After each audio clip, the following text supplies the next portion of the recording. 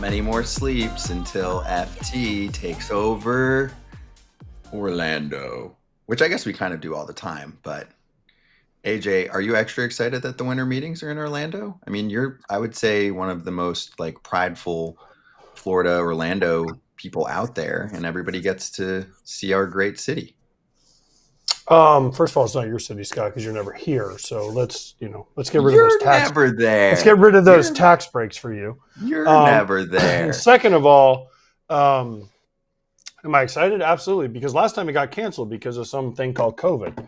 So Orlando has had a long break in between winter meetings, and they should be here like every third year. I think they should go here, San Diego, and Nashville or Vegas. They can pick the other one, but it should, that way it's one side of the country in nice weather, the other side of the country in nice weather, and then a fun place to go, whether it's your bachelorette party for you, Scott, or whether it's you like to gamble for other people. So I think that's the way they should do it, but they don't.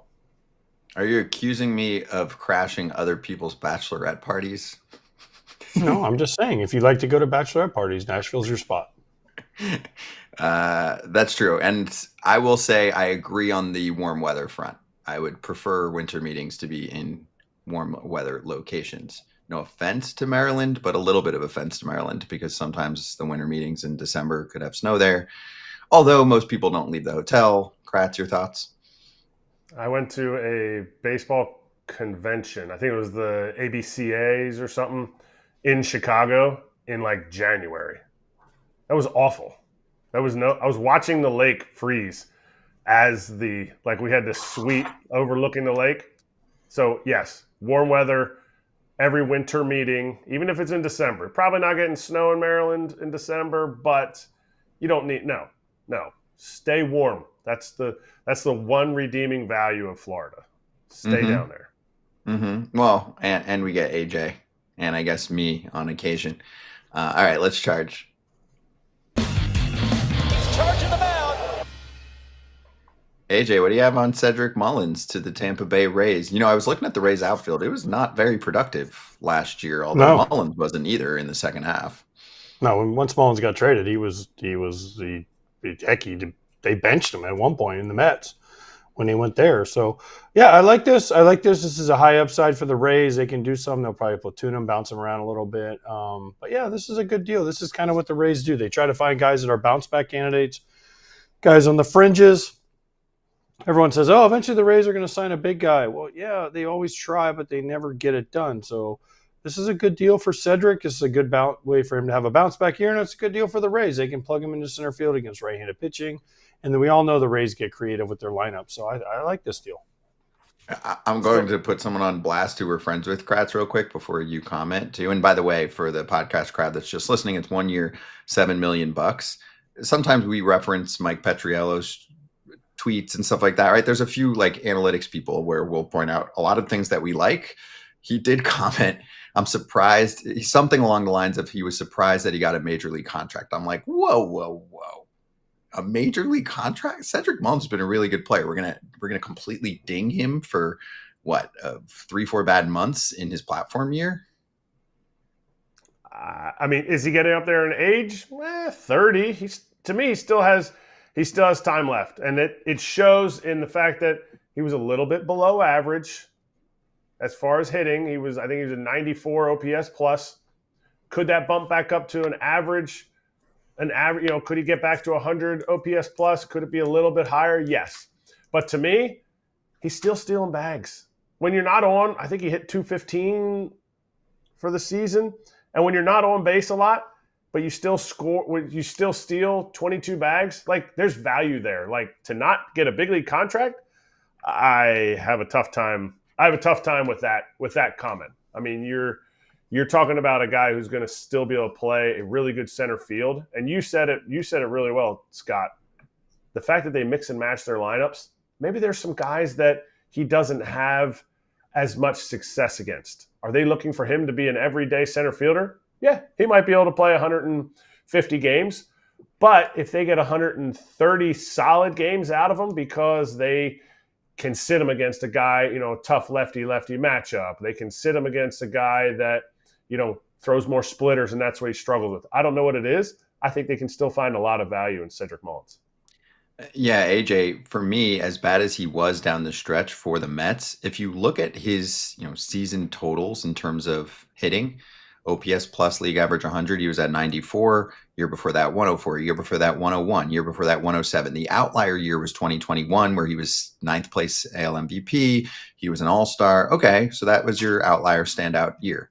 Since then, it's been very consistently a league average bat and an elite outfielder, an elite center fielder, right? And the metrics have varied a little bit, but he's almost always in top end percentile with outs above average, more of an average arm. And then also just watch him. He's a super athlete. He makes incredible plays. So I think you're getting an exceptional defender and someone who probably, you hope really, is just league average, because there aren't many center fielders that do it all anymore, just like we have that problem with catchers.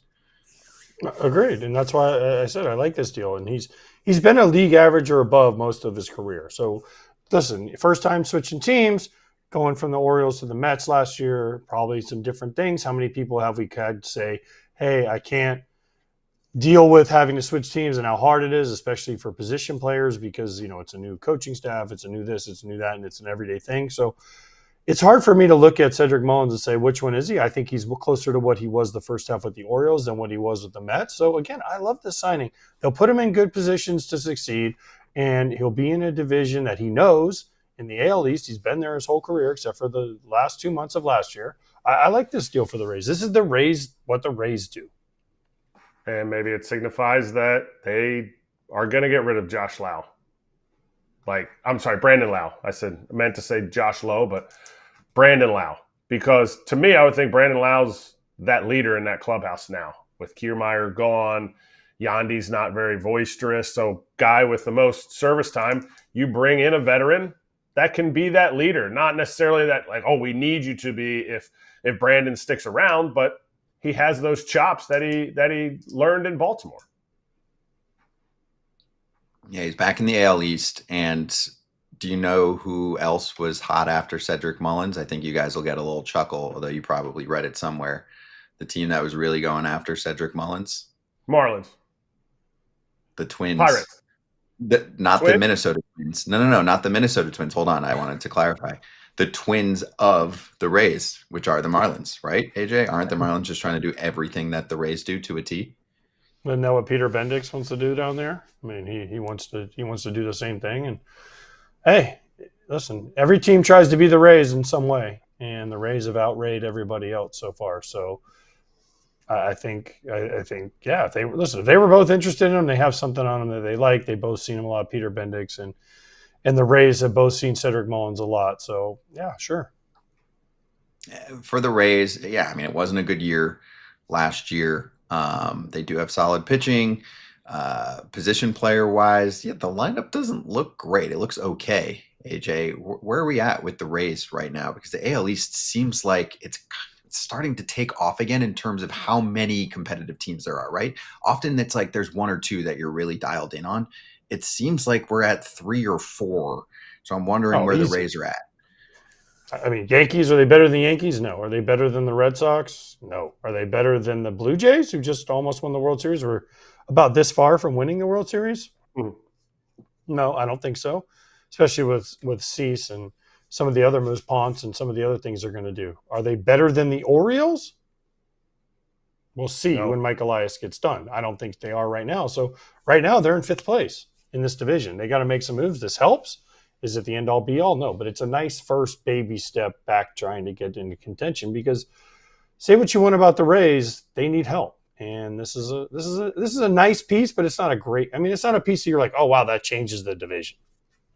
No, and it tells you – I mean, the Rays are never going to do the big game shopping, although maybe things change once the owner gets his feet settled in and once they get the ballpark situation figured out. But it seems like they're kind of done with their outfield signings. They might make trades, but they added Jake Fraley for a year and $3 million. They added Cedric Mullins. They just spent $10 million on boosting their outfield. So we'll see. I'm sure they'll be active in the trade market. They almost always are.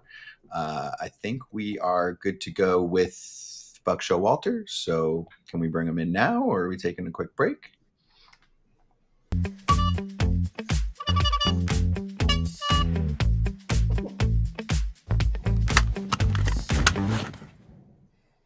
just barged right in with his Buckmobile. Buck, great to see you. How you doing? We got to come up with something else, guys. Come No, on. no. You like? Hey, That's how's you Florida driving State's around. recruiting going? Okay? That was you. Well, I'm not a Florida State fan, Buck. So That's I all right. hope You're a Florida guy. That's right. I hope it's going miserably, just like that game last that's Saturday you. where it went miserably for those lousy bet pieces you. of garbage. My wife went there, by the way. I love you, honey. But Buck, that's perfect because I know when you were managing the Mets, that's how you drove around Port St. Lucie, is in a convertible like every other person your age, honking at everybody because they think the light's green, but it's really red. They need their hair flowing. You know, that's perfect for you in Port St. Lucie. I tell you that for a guy that was there when St. Lucie first opened up. Let's put it this way: not a lot's changed. It's an acquired taste.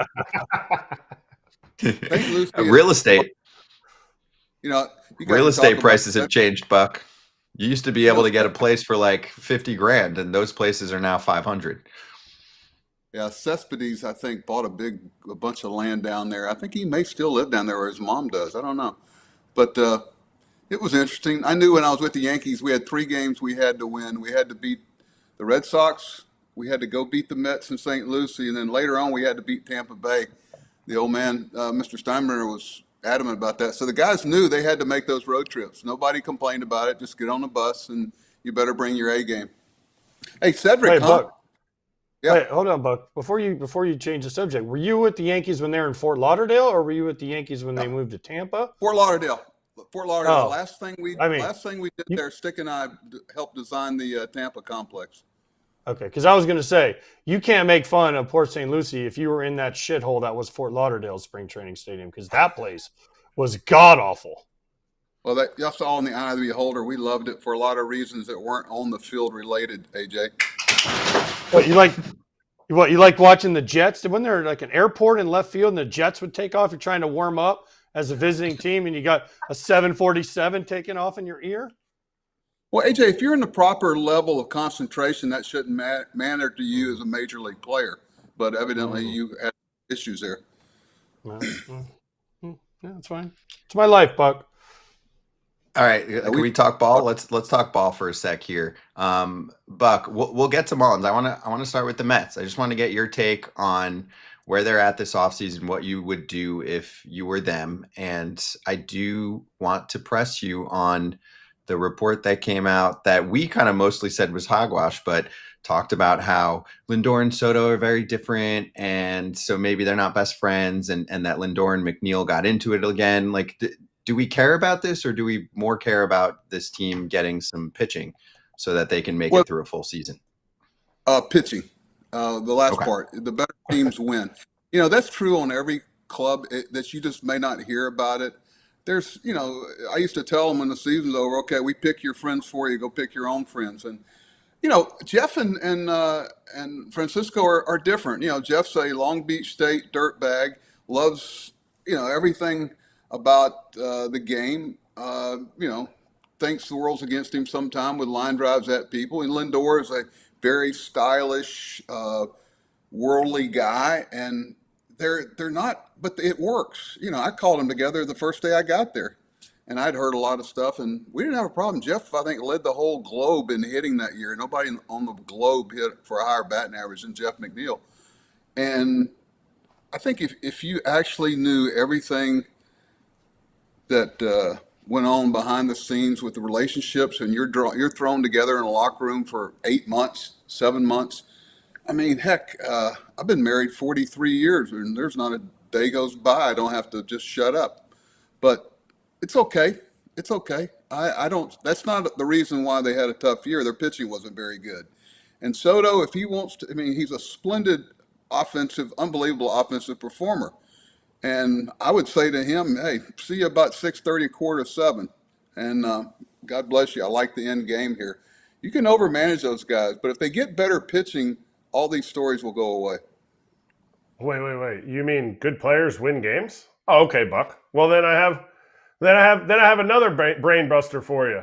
Has there ever been a time when you've managed a really good team where there wasn't some arguments in the clubhouse? And do you remember any good stories where it's like, wow, that was a big argument, but it ended up being like it ended up being the best thing for our team because we did X, Y, and Z to finish the season out? Well, when I had the good ship lollipop, it never really ended well. I liked a little bit of an edge with the players. I know, I remember Jim Leyritz early on, got pinch hit for, and he slams his helmet. He's trying to get your attention. And Donnie just said, "Hey, can I take care of this?" I go right ahead. In the dugout, completely quiet. He goes, "Boys, I just want you to know the king has left the building," because Jimmy had stormed up the runway. And the whole place cracked up and everything was great. And we went on about our business. He used to get on Paul O'Neill all the time about getting kind of whiny, like the whole world was against him with line drives at people. But having guys like that, those aren't confrontations. It's just, if you take yourself too seriously and you're getting, you think the whole world's coming to an end after one bad game or at bat, you're not going to survive very long, as you guys well know better than anybody. True. And speaking of, you brought it up earlier too. You said their pitching wasn't very good. You were not there with David Stearns, correct? You were not in New York. You guys. No, I had a conversation where I said, "Thanks for the good luck and hope things work out for you." That was about it.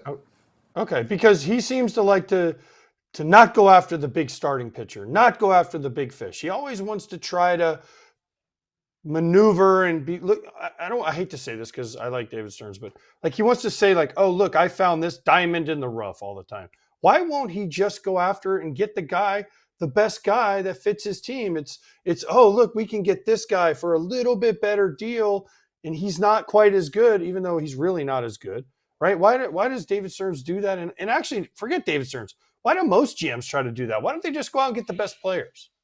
Pitching, though, we're talking about Buck for Stearns, by the way, just to clarify so people don't say, they got Soto. We know that. We're talking about starters, Buck, because last year he did what he did the year before, and he's signing guys like Montas instead of going for the big fish. Yeah, it's the ideal situation is you're kicking out your own players, but if you've got three so-called big-time prospects, you're lucky if one of them hits between the physicalness, being physically fit. But, David's kind of had that if you look at his track record with Milwaukee, which he didn't do a lot of player acquisition there other than, I think, trading Josh Hader. There's not really a big track record of how he looks at things, but you can always say no. You can always find a doctor that's going to poo-paw his physical status.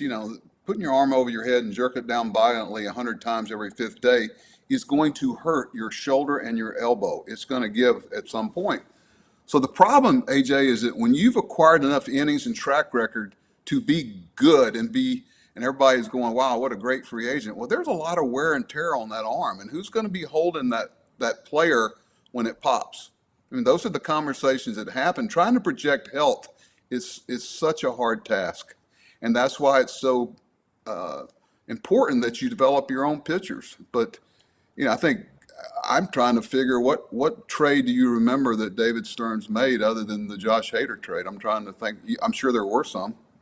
The Yelich. He signed Locane, Christian Yelich after. I mean, those two guys they got in the same year after Domingo Santana had like a 30-homer year in Milwaukee. I mean, he's made a couple moves, but I hear what you're saying.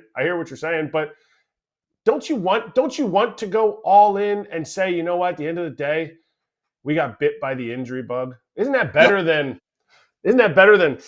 I hope you can't, I'm not saying he's scared. Don't get me wrong, but if you're scared, you need to get a dog because you got to take chances along the way. That's why it's so intriguing about the Japanese and Korean pitchers, and they're not all obviously the same. You got to really do your homework on it. But let me ask you guys a question. If you could only sign one player and you were the Mets, would you sign Pete Alonso or Edwin Diaz? Or Kyle Schwarber? No.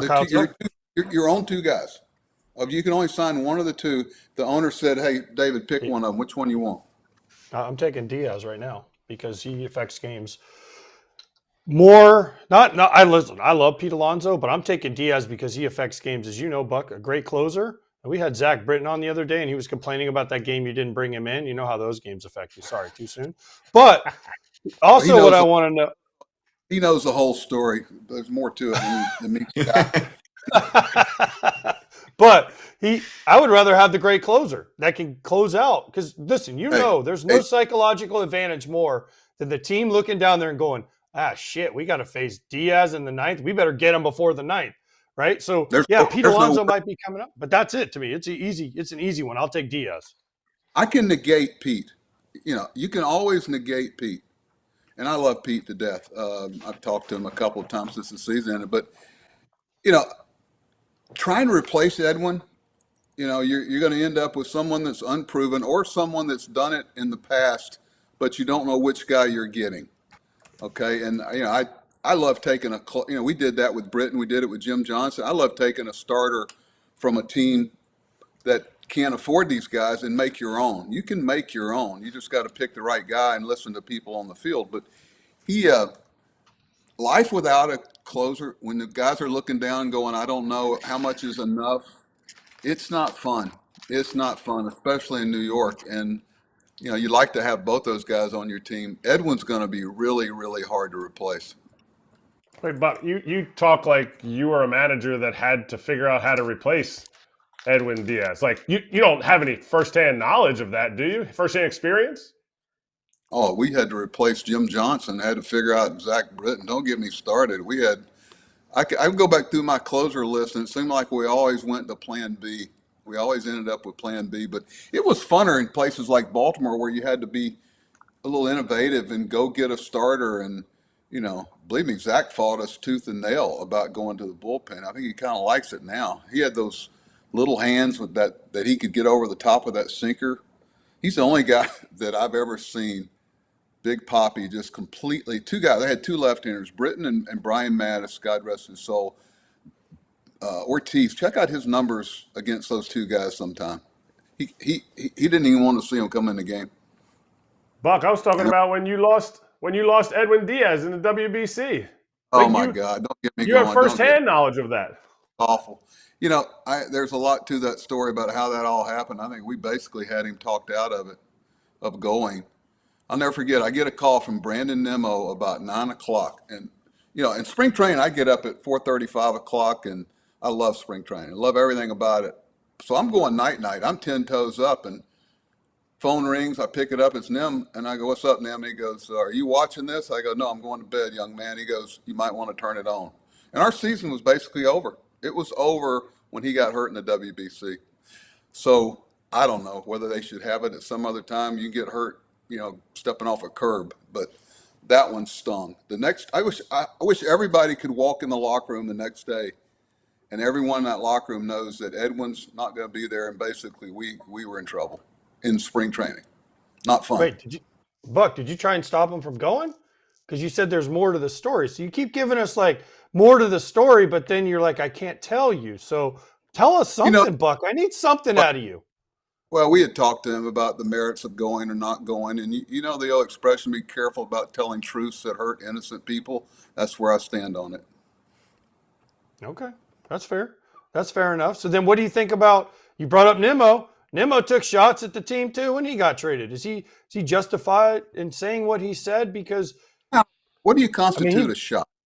Well, he said he used the run prevention, prevention thing, and it was kind of like a backhanded compliment, right? And listen, if I'm Brandon Nimmo, I'm going from New York to Texas. I'm gonna save about $20 million in taxes over the next few years of my contract. I talked to him the other day. I reminded him of that. I said, housing is going to be a lot different. Price of gas is going to be a whole lot different. I can tell you that. But, it's a good move for both of them. I think they both need a little change of scenery. I'm glad Nim approved it. And I think Simeon, I think it's a move that will work out for both teams. I hope so. But Nim's, he's at an interesting stage in his career. It's pretty much a wash with the money. So you don't see those trades very often, but it fit a need for both teams. Who wins that trade? Who on the surface right now for you? You're managing both teams. You're Skip Schumacher. You're Carlos Mendoza. Who is more excited about that trade in the moment? And I know you're a company guy, so you're like, I'm the Mets manager. I'm going to say, wow, I love having Marcus Semien. He's a leader. He's a quiet leader. All this stuff. Who wins this trade? Does it make you guys wonder at all that when a team trades its captain? It does make me wonder a Think that ton. one through. Think that one through a little bit. I'll leave that one alone. Wait, which So, team traded their captain? The Rangers. So you're saying Simeon over Seager is the captain of that team? I think that's basically he was the captain there. Okay, that's fair. So it's it makes me if I was putting that trade together, I would ask that GM, why would you trade the captain of your team? Is there something else going on here? I don't know. That's just my suspicion.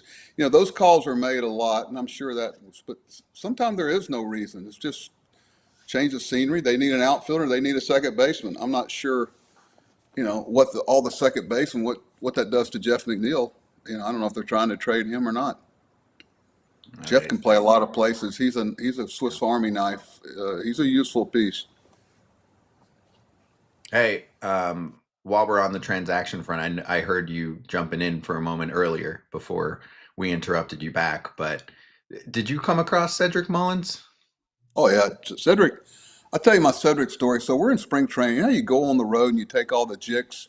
Those are the just-in-case guys and the backups, or they play. And I kept getting this not a very good grade of player, and they were kind of, I don't know, flatline, nothing exciting about them. So I called the farm director. I said, hey, can we get somebody who's got some life in their body that might, wants to be here and wants to play and wants to. He goes, yeah. He says, I'll send this guy over named Cedric Mullins. Not many people think he's a real prospect. He's a little diminutive guy. And so he walks into Pirate City in Bradenton. And this guy has a game, and we're all looking around going, where's this guy been? We're going, wow, he was switch hitting back then. The thing that I like about Tampa, they hardly ever acquire a player that's not a plus defender. Cedric can play all three. He's going to be a nice fit there for him. Turf will work good for him. And what a great kid, too. He's 30. I think he's going to play at 31. He's got some skills left, great body. I used to call him the toy cannon. But I remember the first time I saw him at Pirate City, and I looked around and said, what are we missing here? Is this guy, done something to the owner or something along the way? What are we missing?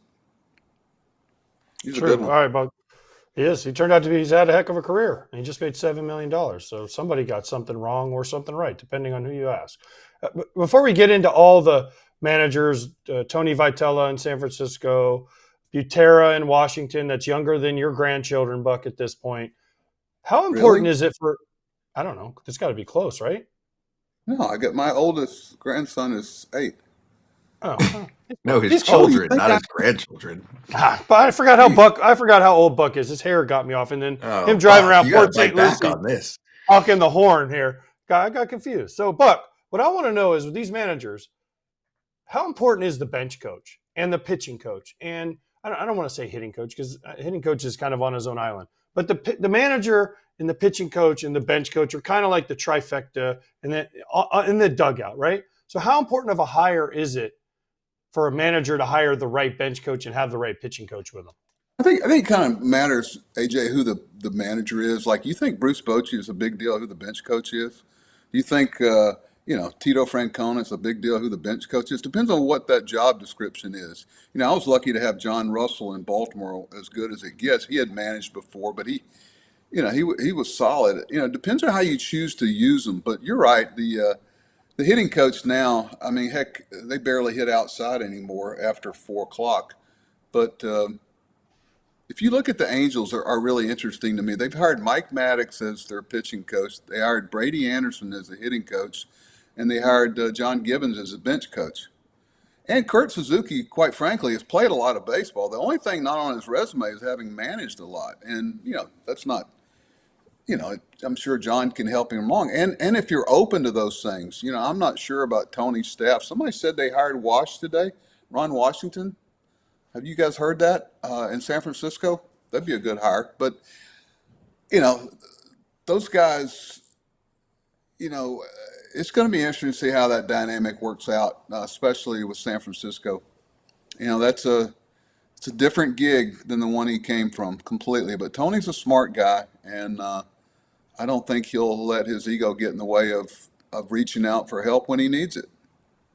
Did you ever think you would see the day when you would see a college head coach jump straight to the big leagues? Not to pro ball, straight to the big leagues. Think about the time. I mean, I want you to go back through your time of like working for George, coming into Baltimore when they needed to like rebuild it to what you guys build it up to. Like, did you ever think you would see this?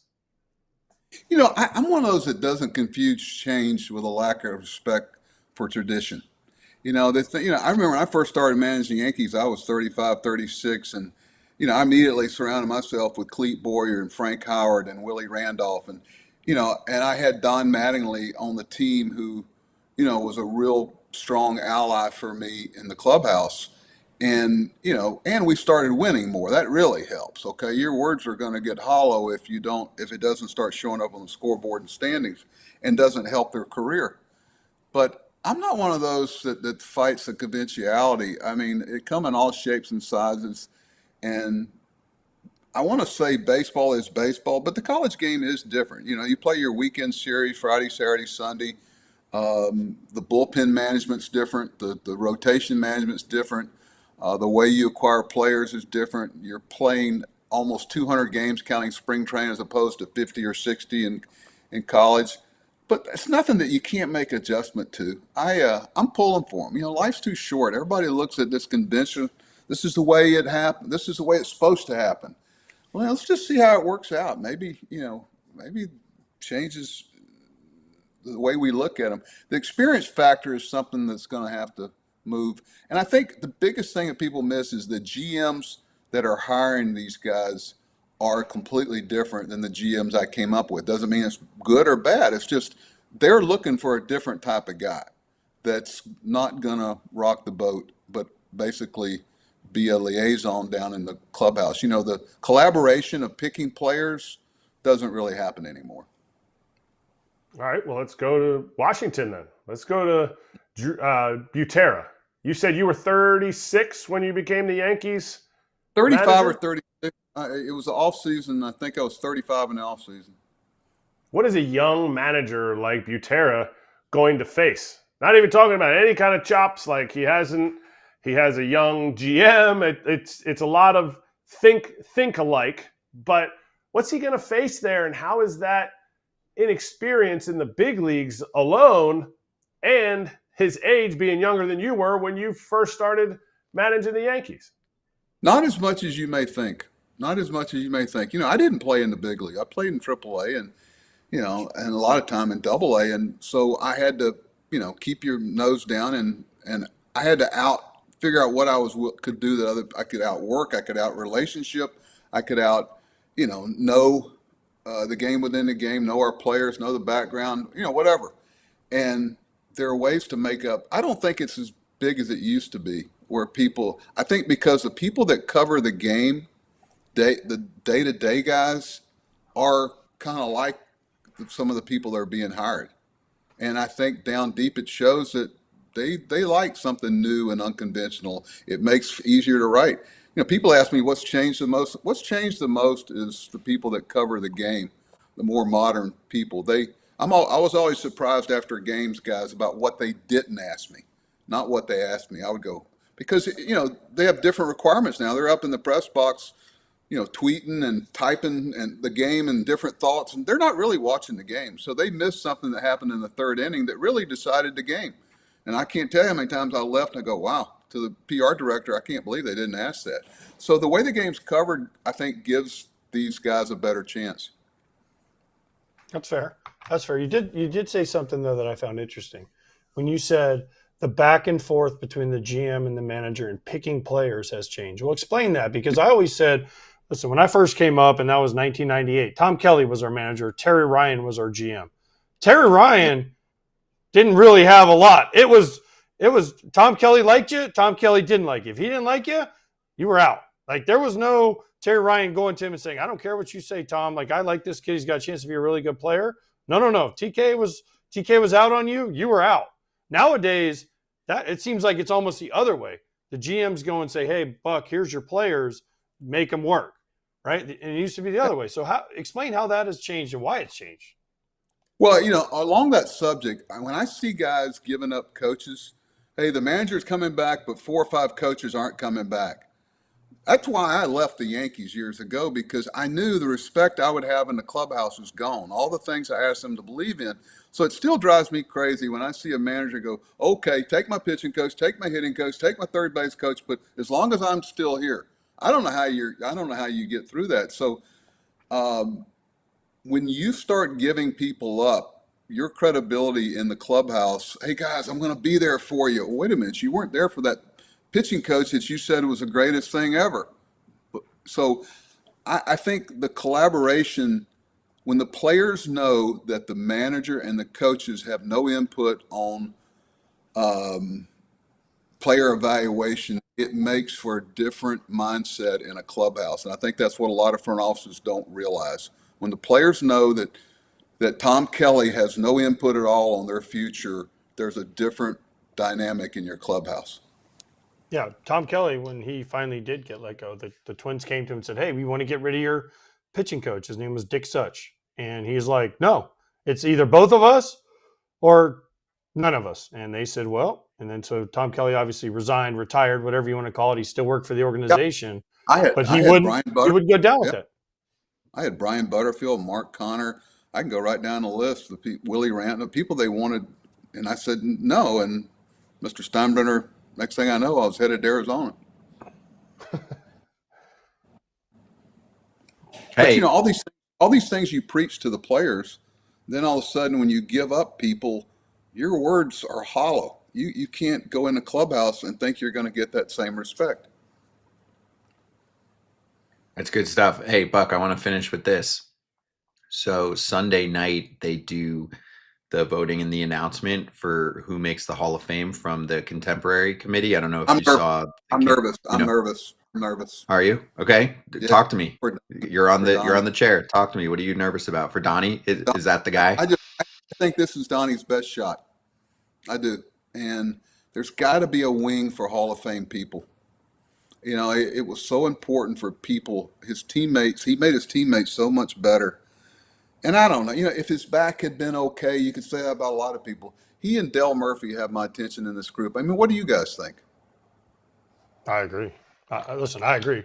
I mean, and by the way, I'm going to say this too. Dale Murphy was my favorite player growing up. Mattingly's one of my favorite people I've ever met in baseball. Why, AJ? No, but why, AJ? Why? Because they're just awesome people to talk to, and they literally would give you their shirt off your back, and they were not unbelievable players, first of all, but then when you talk to them, you're just like, this guy. I mean, Dale Murphy. Listen, as a Braves fan growing up, Dale Murphy, 2 MVPs, back-to-back MVPs, took the worst teams I've ever seen and carried them for years. Actually got them to the playoffs, which is unbelievable. I mean, I don't know how 400 plus home run. I just don't understand how he's not in, but. And Mattingly, everything he went through in New York, all the stuff with George and all whatever you want to say, and the years he put together, he should be in the Hall of Fame. But the problem I have, Buck, is also as someone that played against Barry and Clemens and those guys, I think they should be in too. I'm sorry. I draw the line of steroid use at 2005. If you got caught after 2005 when they told you, hey, you're stupid. You can't do this, then you're out. I don't care who you are. Alex Rodriguez, out. Manny Ramirez, out. All these guys, Rafi Palmeiro, I don't know if you were there then, out. Right? You got caught after they said, don't do this. If there's allegations of you before that, fine. You're fine, because that wasn't against the rules of baseball. It was against the law, but it wasn't against the rules of baseball. And trust me, we all know, Buck, people have done other things that are against the law, but not against the rules of baseball. That's a great point, AJ. I like that. I like that. That's a great point. So to me, I mean, I think that Mattingly and Murphy should have been in a long time ago, but then I think Clemens and Bonds and that crew should also be in. So I think there's a lot of guys on this ballot. That's why this ballot, to me, when I look at it, I'm like, damn, I can make a case for all 10 of these people to get in. Exactly. I always describe Donnie, and I think you could say Murphy too. I think they were very stylish players. And they go, what? I go, yeah, their substance was their style. Donnie hit a home run, and it's like he had done it before. And by the grace of God, he might again.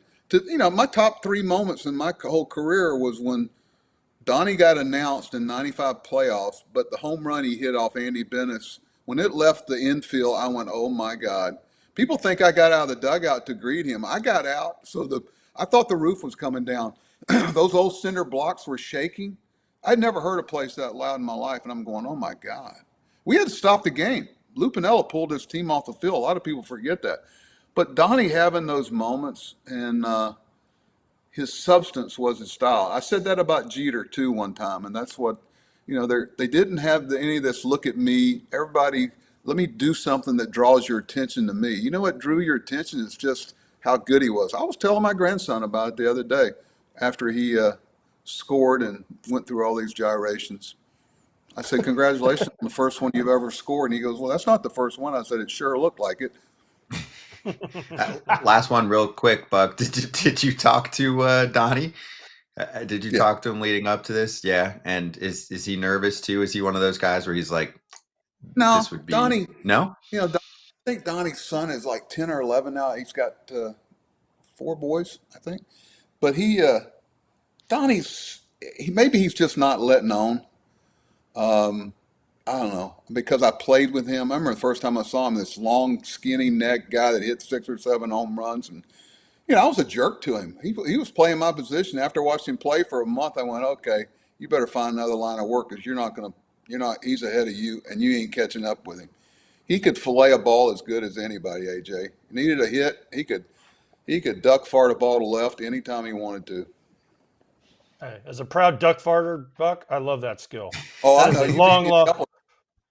That's a long lost art, the old duck fart to the left field over the shortstop's head. The magic wand, Buck, Erik, you never had one of those to right? Buck, what sucks about a duck fart hit? Nothing. Absolutely nothing. You ever hit one that you're trying to pull and it goes this way? And you try not to act like it was a complete luck. So you try not to look for the ball because you're looking to left and it's over here to right. That's quite a skill to make everybody think that you meant to do that. In the big leagues, it's hard to get hits. It's hard to get hits. Oh God, they used to call it the Showalter corner. I could right over the third baseman's head for a 2-bagger, boys. And I was a left-handed hitter. I miss those too. They don't pay for those anymore, but that's another story. We can get into that next time. By the way, the next time you guys are talking about defense, they still haven't figured out how to. If you want to create a niche in baseball, if you got together a bunch of people, evaluating defense is still, you can't do it analytically. You got to eyeball them, and you got to talk to people. And I look at some people that are in finalists for Gold Glove, and I go, "Are you kidding me? Who is making this list out?" That's different. Here's my thing real quick. I'm going to come back at you for this, Buck. Number one, I think the metrics are better than what they used to be, right? Yes, they We're are. not just going off like fielding percentage or something like that, right? So they're better. I agree with you. There's a long way to go. And sometimes you look at a metric for someone and you're like, what? But here's the other part. The awards are screwed. They are so screwed up right now. And they're not, a lot of it's not necessarily based on metrics. Some of it's like, one of them has like fan voting. It's a ridiculous situation that needs to be fixed. Yeah, Platinum Glove is fan voting. Cal Raleigh. How was Cal Raleigh not like he won the Platinum Glove and he was better. He had 0 pass balls. 0. And he caught like 130 games. That's almost AJ, impossible. You know that. How about that pitching staff? And on that throwing pitching splits, staff. throwing split after split after split. And he had 0. That's why he got dinged. That's why he got dinged. Because his receiving went down and his blocking went down. He saw the most balls in the dirt over, I think it was 88 miles an hour of any catcher. So all his numbers went down. That's why. And I'll take him. All those numbers going down. I'll take him. Sign me up. Okay. And number 2, like you guys, I think you said, Scott, that arm strength. Cedric Mullins has an average arm. No, he doesn't. Trust me, he doesn't have an average arm. I'm not going to say whether he's got. I'm not going to say it's an above average arm, below average arm. I'm just telling you, it's the average in the major leagues. But like arm strength, do not tell me about arm strength just because what velocity they're throwing the baseball at. It's so much more than that. So to properly evaluate defense, you've really got to have some people with trained eyes and boots on the ground that know what they're looking at. And how does it actually play in a game? The double play, how do they evaluate who can turn the double play the best? Not by the number of double plays they turn. Maybe they're playing with a team that doesn't throw any ground balls. How do you decide what a great tagger somebody is? J.J. Hardy was the greatest tagger I ever saw, but they never gave him any points for that. How about fly balls in the range on fly balls for infielders or catchers? There's so many variables to defense that they miss out on. Okay, I'm done. Thanks for letting me talk about it. You're spot on. You're so spot on that. We have a long ways to go for D. I know. Here's the thing, Buck. Cedric Mullins might not have the greatest arm in the world, but you know what he does better than most outfielders? As soon as the ball's hit, he comes and gets it, right? So what, as a third base coach, what shuts you down first? How fast the guy's coming in to get it. Great point. AJ, that's a great point. I coached third base, and the rule of thumb was if the runner is in front of the bag when the player corrals the ball, secures the ball, you stop him. If he's past it, you send him, and if he's on the bag, you got to make a decision. If it's simultaneous. But I used to tell the guys, if you guys will come get the ball, you can have a 30 arm. You can have a below average arm, but if you come get the ball, you will shut some of these guys down that should be sent. That's a great point, AJ. I love it. Well, Buck, this was a pleasure as always.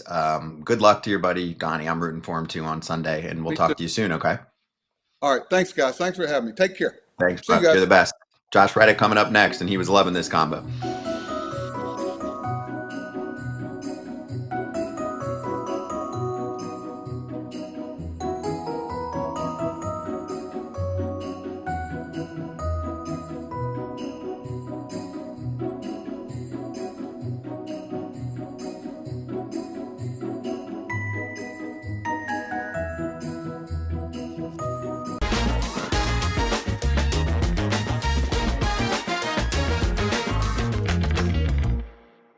I love the offseason to list. We continue with the Houston Astros, today's team, and Josh Reddick pumped to join us right now. You can hear him on Crush City Territory, best in the biz in the Houston Astros podcast world. So, Josh, good to see you, dude. Loving hearing you on the pod.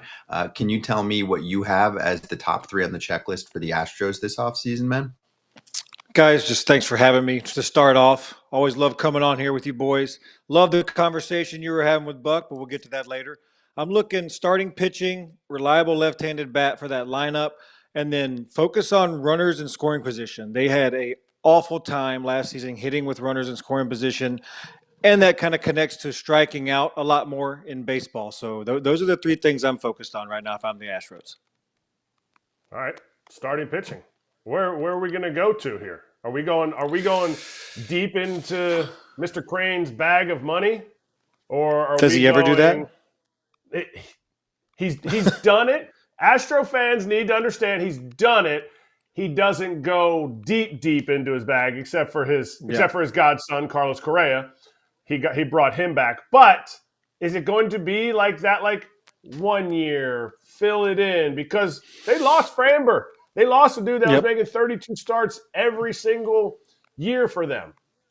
And eating innings. He was throwing a lot of innings for that ball club, too. Whether he was giving up 0 or giving up 5, he was still going like 7 strong for those guys. So you're not going to get a guy like Framber on this market. It's just impossible. So you got to move past that and, try to find maybe 2 guys. They just signed the international contract for low money, so they're hoping that's one option. But they still need a guy who's going to be front of that rotation, somebody who can help Hunter Brown eat up innings and give them legit back-to-back chances to win ball games. So I think starting pitching, who it's going to be is going to be fun to watch. These winter meetings are going to be a blast with the way teams are going to just, fire sale or give up stuff and go buy stuff. But I think Dylan Cease signing has set the tone very high for a lot of pitchers that are going to sit back and wait and see what they can get. Does he dip his toes in the trade market for a higher level starting pitcher that, like a Freddie Peralta? We heard Hunter Green's available. That is more in the Jim Crane palatable price range, but still being able to say, okay, I'm able to replace Framber with this and less cash. Oh yeah, we know that trades are always possible, no matter who you are in this business, unless you're like superstar 5. So like Jose Altuve is not getting traded, but when you look at guys like, Jake Myers has been talked about a lot. I read, I think Jesus Sanchez is getting some looks now. So they're hoping maybe to package something like that, but that's definitely something that's always on the table for Jim Crane. It's like you just mentioned, he loves doing that. And, we've seen him pass where crazier trades have happened. I recall the Lester for Cespedes trade that was so crazy and mind blowing at the time. But so anything is possible. It really changes a lot of things. Josh, the next thing on your list is left-handed hitter. Well, they have Yordan Alvarez. They traded for Sanchez, right? There's a free agent they got rid of named Kyle Tucker. I know they're not bringing him back, but he would still look nice in an Astros uniform, right? So I mean, is it just getting a full year out of Alvarez? Like if you just throw him out there for a full year and you let Sanchez be there for a full year, there's two good left-handed bats. Obviously, Alvarez can be one of the best hitters in baseball. Will they go out and spend to get another one? I think they've kind of almost seems like they've almost set sail with the Jesus Sanchez experience. I don't know. I think when he got traded, he kind of fell off the face of the earth. So I don't know if they're hanging on to him and or if they're going to move on from him. But it seems like they're trying to find a way to get out of there. Maybe do a little bit more salary dump like they did with the Dubon swap.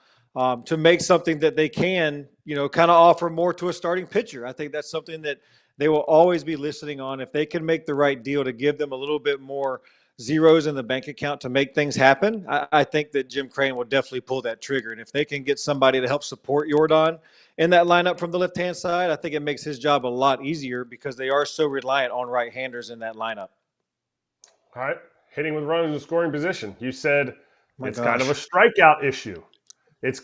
Can it be taught to one player, or in my opinion, it's a full team approach, which it looked like without Yordan. I get it. It looked like the Astros this year did not have the same team approach that the great Astros teams had.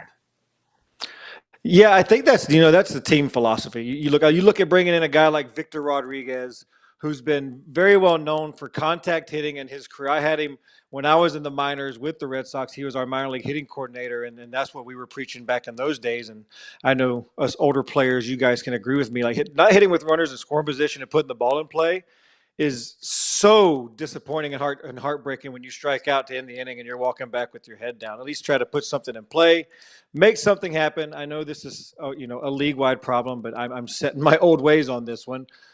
Put the ball in play. You never know what's going to happen because you got a way better shot of getting that run in than you do striking out. So the long ball isn't always something you have to rely on.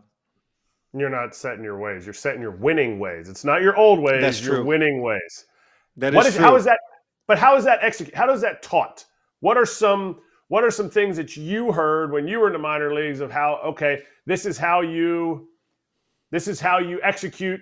In runners in scoring position. Dale Swain, 14 and 15 in Kansas City would always talk about the team that elevates the ball to the opposite field with runners in scoring position more than the rest drives in more runs. It's kind of simple. But it's very simple. I mean, it's old school, it's cliche, but you shorten up. You have to choke up if you have to, if you're comfortable with that. You shorten that stride up beyond belief. All these high leg kicks and super massive stretching to get behind the ball is great before two strikes. But guys, you got to slow it down. You got to shoot that thing in that 6 hole. As a lefty, you're shooting it over in the 6 hole. If you're a righty, you're trying to shoot the 4 hole. You're trying to get something that you can get inside of and try to just squeeze one in there. But I love that. The guys who can lift that ball the other way, you're going to do a lot better. You look at the two teams this year in the World Series. I mean, the Blue Jays were struck out, I think, the least and had the best team batting average in the league. And then obviously the Dodgers are the Dodgers, and they do everything great because they are the Dodgers. But, the two best teams put the ball in play, and look where it got them. And it gave us one of the best World Series we've seen in a very long time. All right, two things. One, I love Victor Rodriguez. I had him in Boston. He was awesome. You still see him, and one of my favorite coaches I ever had. Just positive, great guy to have as a hitting coach. And then you mentioned one of the best World Series since a certain time. Well, I'm going to go back to 2017. There was a pretty good World Series, and I want I just want to know this. It was a great World Series. I've for some reason on my Instagram feed, it has been you and talking about the 2017 World Series and the whole run and everything that happened, right? And you're the first guy I've seen talk about it on that team. Like there hasn't been one other guy bring it up, and you have your opinion of why Mike Fiers did it and why. But to me, I just want to give you kudos for talking about it. Like whatever you want to say on here is great, but you're the only guy I've seen even like no everyone else like I don't want to talk about it. I don't want to talk about it. So thank you for saying something. Yeah. I don't know Mike Fiers. I know you from playing against you, but like thank you for saying something about it because at least now we kind of have an idea what was going on. So thank you. Yeah, I mean, it's public knowledge. So I mean, at this point, it's not something that I'm trying to run away from, and it's a part of us as players. It's something that happened. So why try to ignore something that happened? And all these fans and whoever's in listening, commenting, I'll tell you to the day I die, and I did not use it. I'm one of the guys that did not use the system. Me, Altuve, and Tony Kemp are the three guys who didn't even think about using it. And that's not even coming from me as a direct source first. Like Carlos Correa came out and said it the day after we met with the media that spring training of 2020. So it's not like I'm making stuff up. It's been proven that, people are going to be biased. And I get it. Like I had over 300 for the only time in my career. I had the highest OPS in my career. Like all these numbers add up. But yeah, you know what? You know how many fastballs I got hitting between George Springer and Jose Altuve? A lot easier to hit when you get a lot of fastballs with the World Series MVP and the league MVP hitting behind you. So Josh Reddick did not cheat. Josh Reddick did not use it. So you guys can keep talking all the crap you want to out there. It doesn't affect me one bit. I love it. I feed off of it.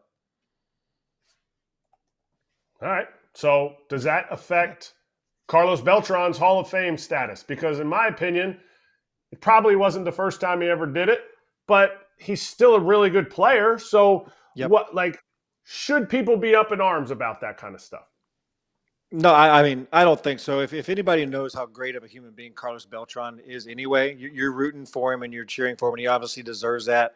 And something like this can't, in my opinion, can't be a red flag for something like that. Just like, you look at the guys like the Bonds, the Roger Clemens, and all these guys. Like, it's kind of the same category when you look into it. Like, there's that what if factor and this little, etch on their career. But you know what? It doesn't take away the fact that the numbers they put up even before that, and you can't really let 1 year or 2 years solidify that, because this guy had a Hall of Fame career before this was even talked about. And, this was something at the end of his career before he was, or after he was out of his prime and did miraculous things that, players have dreamed about doing in their career. So no, I don't think so.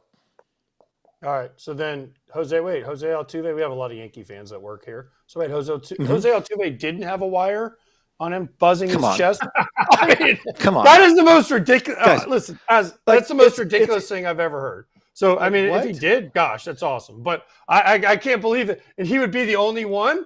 Like, gosh, dang, that's unbelievable. Guys, to me. But anyway. and it sounds crazy, but if you've ever seen this tattoo that he had on his chest, it was the worst tattoo I've ever seen done. And so that was one reason he didn't take it. And his wife didn't appreciate the tattoo anyway and didn't want him showing his chest. So he respected her wishes of not, being half naked out there. For me, I probably would have ripped everything off if I'm looking at it. I hit that ball like that. I probably don't come around home plate, but nothing but sliders on. So credit to him for, keeping it real and keeping his emotions. But a buzzer, guys, come on. Everybody listening, Yankees, you get beat by him every year you're in the postseason. Let it go.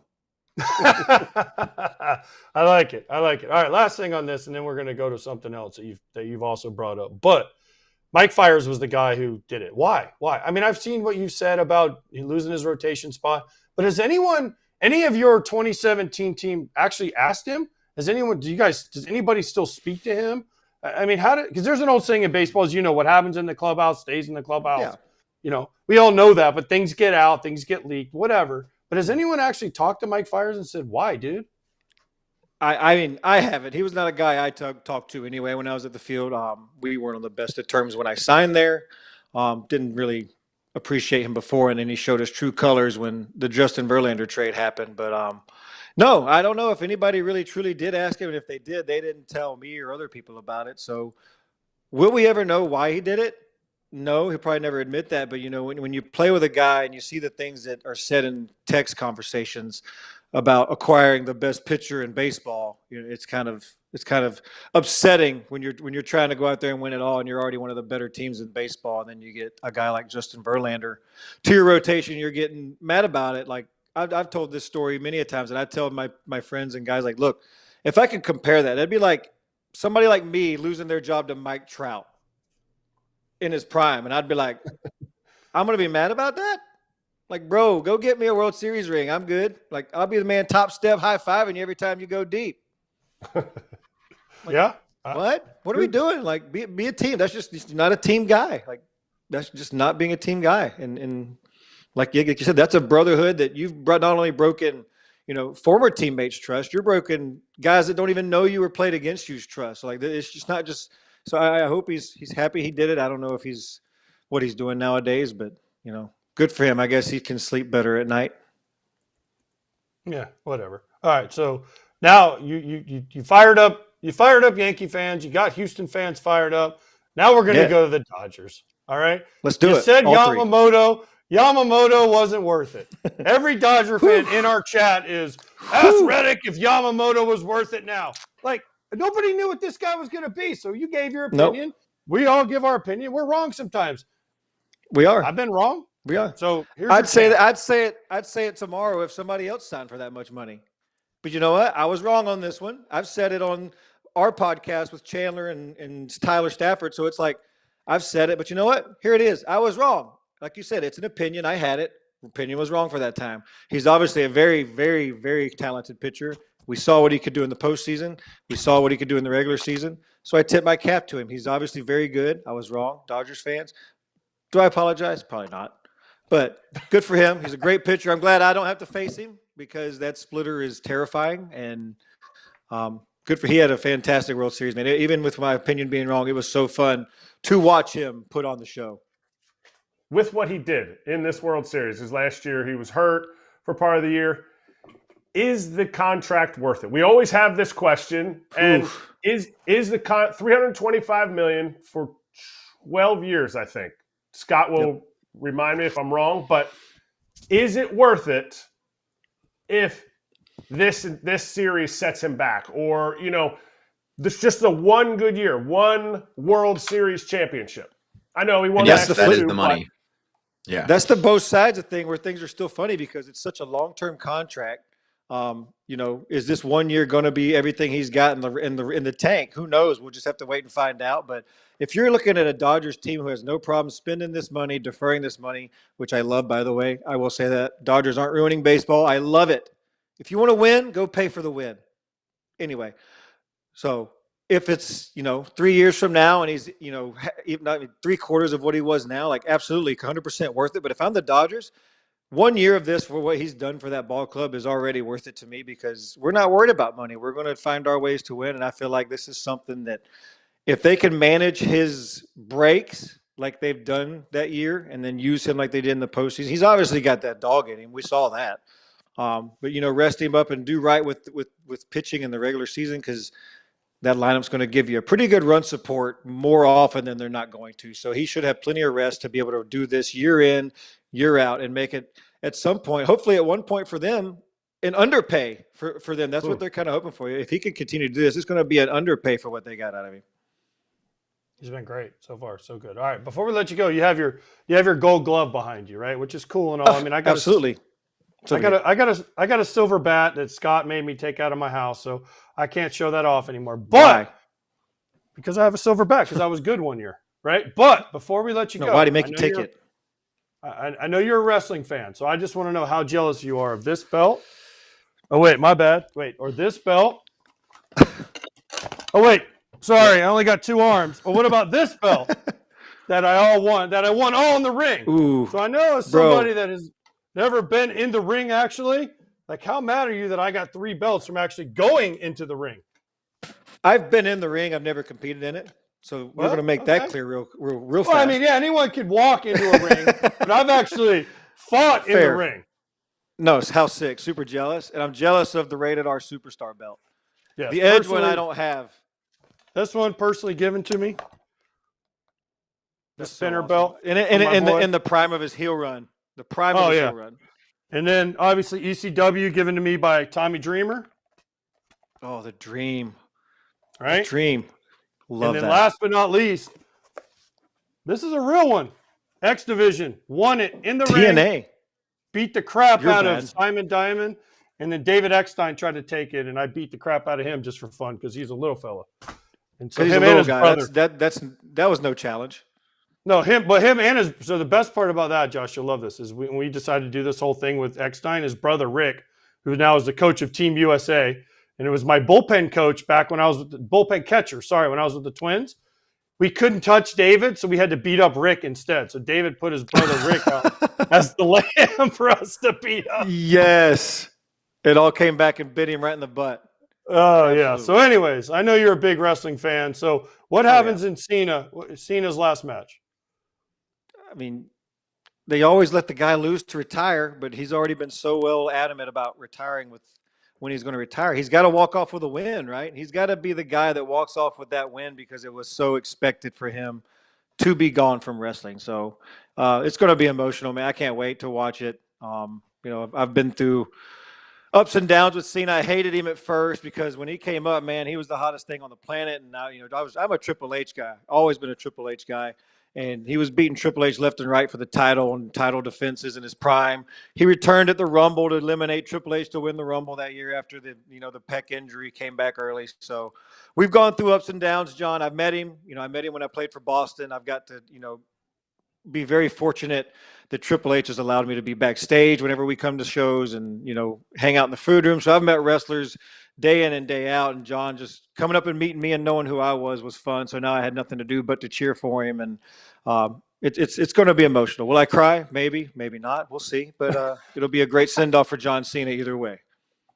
All right, so I got to tell you this story. I know we got to go, but so on Saturday I was at the Florida State game, right? And I was down on the field, and Titus O'Neil, who Go Dogs. Whatever. Anyways, we're not going to talk about that. But Titus O'Neil was down there, and I was with my son and a friend of his and another buddy of mine. And so he goes up to Titus O'Neil. He may or may not have had some alcoholic beverages. And he goes, he's about 6 foot, 170, right? And Titus O'Neil's like 6'5", 280. And he just looks at him and goes, what's up? He goes, what's your workout program like? What do you do in the gym? And it was the funniest. And Titus was like, oh, and he's like, yeah, massive title. Oh, it was one of the, Huge. Way off subject, but anyways, it was hilarious. No, I love that. I love wrestling stories. Yeah, just what do you do in the gym, bro? Not what you're doing, clearly. A lot. How much time do you have? A lot more than you, bud. Get out of here. Yeah. That question in general, when you get the what's your workout plan? Like, if someone can answer that in a sentence or two, you probably don't want them answering that for you. There's a little tip. You don't have the dedication that those guys have. Yeah, they're on another planet. Dude, this was awesome. So great to catch up with you. We love having you on. We love listening to Crush City Territory. Keep doing your thing. We'll get you back soon, all right? Good to see you. Sounds good, guys. Thanks for having me. Thank you. That's Josh Reddick. And that is Crush City Territory. There's the three. It's Tyler Stafford, Chandler Rome, and Josh Reddick as part of the FT Network covering the Houston Astros better than anyone else in the game.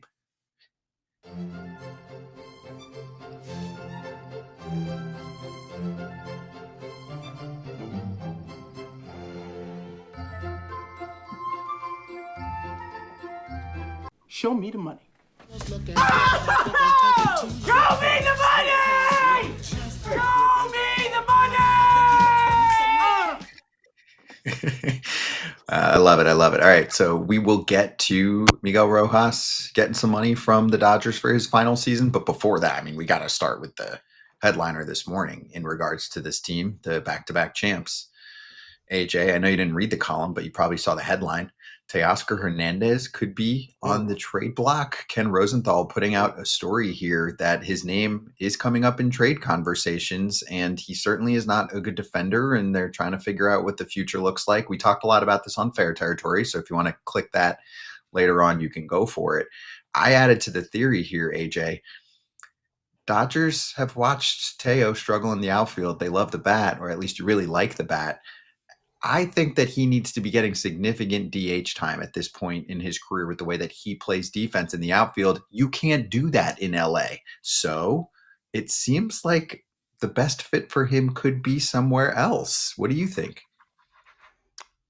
Yeah, except they really like him as a guy too.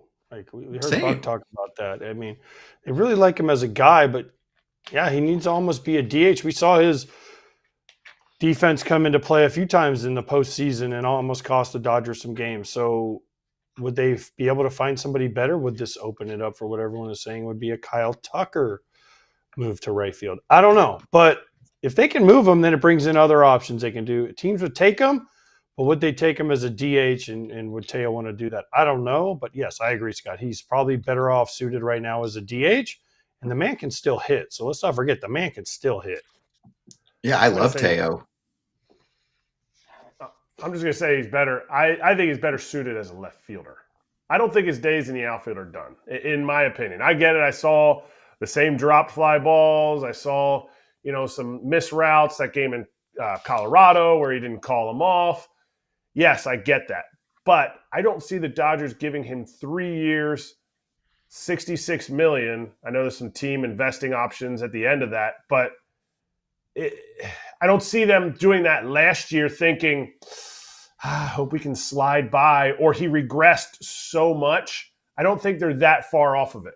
Now, what AJ alluded to, if they're in the Tucker sweepstakes, yes, I could see them packaging him with a prospect, getting, because at DH, I don't think he's giving a team enough value to say, yeah, we'll take on the $22 million a year. We'll take on the $44 million that's left because, he had a down offensive year.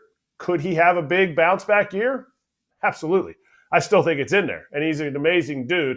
I just think his shift to left field would be more beneficial for the Dodgers long term because there's a lot of dudes that just kept the ball in front in left field. I'm not saying it's ideal. I'm saying he gives you enough, and your DH spot is locked up forever. So I don't see that. I don't see him getting moved yet. All right, $12 million in 2026, $14.5 million in 2027, $8 million deferred each season, and then there's either a buyout of $6.5 million or $15 million club option for 2028. So there's still some significant money, not crazy money though. And here's the thing: this particular market is lacking bats like Teoscar Hernández. It is. No? Tell me how many bats are like him. I'm telling you what somebody's going to pay for what he did. Like, just think about his platform year and what he got in free agency. Now think about this past season as his platform year. Look at his numbers and tell me what a team is going to give the Dodgers for that. You're saying they're not going to get a lot for him? I just don't see it. Right. I don't see a team. That's okay. Hold up. I don't know. AJ, do you think the Dodgers are floating this out to try and get a significant haul, or because they're trying to make the pieces fit better? And they also can clear some money to maybe try and go get somebody else, which the Dodgers, listen, say what you want. I don't think it has anything to do with the prospect haul. If they could get Erik Kratz and AJ Pierzynski for Teo Hernandez, they would probably do it right now just to get the money off the books and make it fit the pieces better. So I don't think it's about a prospect haul or not. I just think it's about, hey, does somebody want to take him off our hands? He's still a pretty good player. We like him. And then we can make maybe our team better with another player they can bring in or two. Yeah. To me, Kratz, right-handed hitting, power, can play some outfield. I mean, for me right now, like, it's big hits, and he gets big hits. He's always been better. All right, our runners in scoring position and big moments. He seems like he steps his game up big time. Remember when we talked about the Grayson Rodriguez trade and they pick up Taylor Ward, and part of the write-up there from Ken and others was how there aren't many bats even like that. And this is a better bat in Teo. It's a worse glove. But I do think there aren't a ton of those out there on the market right now. I mean, it's sure, is Pete Alonso that guy? Yeah, but that's a different position and he's going to cost you significantly more money. And Teo might be able to give you somewhat similar production there. So I get what you're saying too, Kratz. It's weird. Like, I feel as if Teo is such a Dodger and he's so mixed in with that whole group, and the roster fit's just weird. He's 33 years old. Like, do you really want him manning the outfield full time? He's never going to DH for them. Never. Is it? But who? I mean, right now, Taylor Ward, they sold him high, so they're convinced, or the Orioles are convinced, they're getting a guy who's going to hit 36 home runs again, who's going to hit, he had a better year than Teo. At the plate, he had a better year than Teo. Is he a better hitter than him? I think they both strike out a lot. I think they both can be super streaky, and when they're on their streaks, there's not a lot of contact going on. But I think Taylor, in my opinion, obviously, if they go and get Kyle Tucker type, and I don't think the Dodgers are looking to get rid of money either, though. To me, I think Teo in left field is better than what they tried to pay. They tried to pay Conforto 18 or 20 million last year to play left field. It didn't work. You can pay Teo whatever you have to pay him. I know there's a lot of deferred and all that stuff, so I don't know how much is actually getting paid for this season on the books to play left field for you, and you still keep a guy who you just signed to a 3-year contract, and I don't think he's that awful in the outfield. I think you have to rein it in. He plays super deep. That's why he's not getting to balls that fans think he should get to. That's why he's running in hard on his heels, and he drops that ball in the playoffs. Like, he gets a lot of flack for it, but you also got to remember who was playing right field before. Their Gold Glove shortstop was winning a Gold Glove in right field, so I think they're a little jaded saying, well, we need an upgrade in right field. Yes, but I don't think that means Teoscar Hernández needs to leave the Dodgers. I think he just needs a shift to left field. Okay, so you're good playing him every day on the Dodgers in the outfield. Okay, because that's the only option, right? If you think that's why they signed him. I mean, he's 33. If it gets worse though, he's at the bottom right now, right? So for right field, I don't have the left field numbers, and obviously he didn't play left field, but right field last year, 33rd out of 36 players, and outs above average at -9. Right. So there's not much room after that. Like, it starts to become a liability. And for me, eye test wise, it's burned in my brain. There are certain memories of moments where you're like, damn, that could have gone sideways and cost them a lot. Okay. But it's burned in your brain that Aaron Judge dropped that fly ball in the World Series. Aaron Judge had no errors going in. I watch Judge every day. That's so different. That is one brutal play at the worst time, but for me, there's a lot of those. If you're watching him consistently, like, there are a lot of brain fart plays, and as it is, like, you have those plus the floor is low. The floor for Judge is super high, right? Like, you're getting good plays, you're getting good coverage out there. For him, the floor is low, and then you get the botched plays. I'm sorry, I'm being critical here. I love the guy, I love the bat, but I just think that he should be in more of the Yordan Alvarez mix, right? Yordan, when he's healthy, was 1/3 outfield-ish from what I remember, and then 2/3 DH. And I think Teo's good enough to do that. And I think, AJ, well, if Kratz, you want to bite back first, he'll be a better hitter if he's able to do that. I think there's still value there because, and this is just a complete, just outsider looking in. The Dodgers knew they never had any DH spots for Teo, and they still did this contract. It wasn't because, wow, man, we're coming off the high of the World Series and he did so good this year. They evaluated what they had, and I just don't believe in the 1-year regression, the fact that now we got to get rid of him. I think the Dodgers looked ahead and planned ahead enough that they don't have to get rid of him in this season. Okay. Well, you better get rid of him now, because if it goes another season, you're definitely not going to be able to get rid of him. So strike now. If he has a bounce back.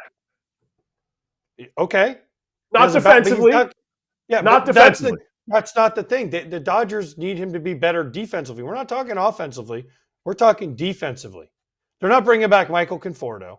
Okay. Nope. They brought back Miggy Rowe for his utility. And the fact, plus they'll have a healthy Edman. They think they can play the outfield. They still have Pies, right? They'll find some guys, and they're going to go out and get somebody, whoever that is. They're going to go get somebody to help them in the outfield. And if they have to trade Teo, I would do it now. I wouldn't wait another year, because his defense, as you get older, usually doesn't get better. It usually slowly goes the other way. And it went pretty quickly. And they're better with Pages and right. True. Better with Pages and right and Edman in center. Yes. No, I would put Edman in the infield and trade for Buxton or somebody like that. I mean, this isn't Roto world. We're not just getting everybody that you want. I know it's the Dodgers. I thought the Dodgers get whoever they want. No, they pay for everybody. Thinks they pay for everybody. The reality also, is, by the way, I understand, but I traded a player and I acquired a player. I didn't do that much, and it's not like I spent $1 billion doing it. I traded for a player who's on the block. I traded a player who is now reportedly on the block and made a quick change. That's just one of many, but I'm just using an example of how you can significantly improve your defense. If you're the Dodgers, you're still looking to get better. You won the World Series back-to-back years, but this past season, you didn't blow the competition away. Where are my flaws? That's what a team does. That's what a good team does. They say, where are my flaws? So most of the guys, they're not going anywhere. They're on long-term contracts. They're an older team position player-wise, which is fine, but they're the oldest position player team. So just throwing it out there, that's all. It's Ken's report. If you want to bother Ken at the winter meetings like AJ will, then you certainly can try and tap into him then. I wasn't invited, so I can't come to the winter meetings, but maybe I'll. Okay, neither was Jared Carabas, which we'll get to later. So you and Jared can talk later. We'll get into that. Anyway, no. Miguel Rojas, just real quick. AJ, last season, feel good story. It's cool that the Dodgers bring him back. He can play a number of positions. 1 year, $5.5 million. Biggest swing of the year for the ball club this past season. And then look at the bottom note from Fabian, who covers the team for The Athletic. Rojas is expected to assist the Dodgers front office in player development once his time as a player is done. Wait, but I thought he was a bad guy who bullied people and did all these bad things to young players when he was in Miami. Wait, what? Oh, that's hasn't gone very well since that story came out. We'll talk about that another time. Everybody I have ever talked to says Miguel Rojas is one of the greatest people they've ever played with. So, anyways, but this is awesome. Good for him. He hit a huge home run. And by the way, when Kratz says that the Dodgers didn't fall in love with Teo because of the year before, absolutely they did. And that's one of the reasons. He also allegedly took less money to come back to the Dodgers, if you remember, because remember his agent said he was going to get offered more. Mm-hmm. Well, next, they signed Mickey Rowe. You know who's going to be back next? Kike, calling Kike, paging Kike. You'll be next. So, listen, I love this move for both sides. I love the Dodgers. I love the fact that the Dodgers have said, you know what, Miggy, we like you so much. We want you to help us in the future of the organization. This is awesome. This is what you like to see.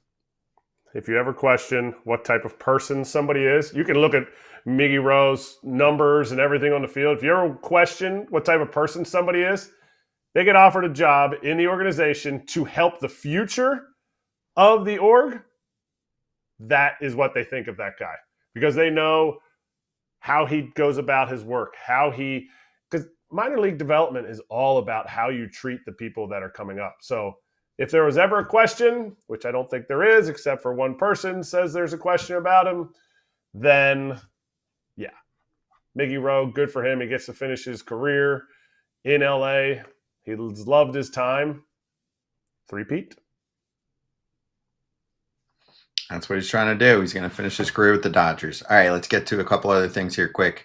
In Ken's notes column, he said that Tatsuya Imai, he kind of went over how the comments that he made on the Dice K podcast or whatever definitely hold merit, but he still would play with Japanese players. So he brought up, for example, the Cubs, right? So if the Cubs end up winning the bid for him, they've got Seiya Suzuki, they've got Shota Imanaga. Because he said, like, hey, I can do this on my own. Like, he can, and he's confident. But I think it more just speaks to a guy who's definitely down to do A, big market team, and B, which, of course, why is he going to rule it out? And B, it doesn't have to be the Dodgers. AJ's shaking his head. Why? Because the Cubs aren't going to pay for him? Because his agent said, dude, shut your mouth, and you want every team involved in your bidding. That's what happened. His agent was like, why would you say that?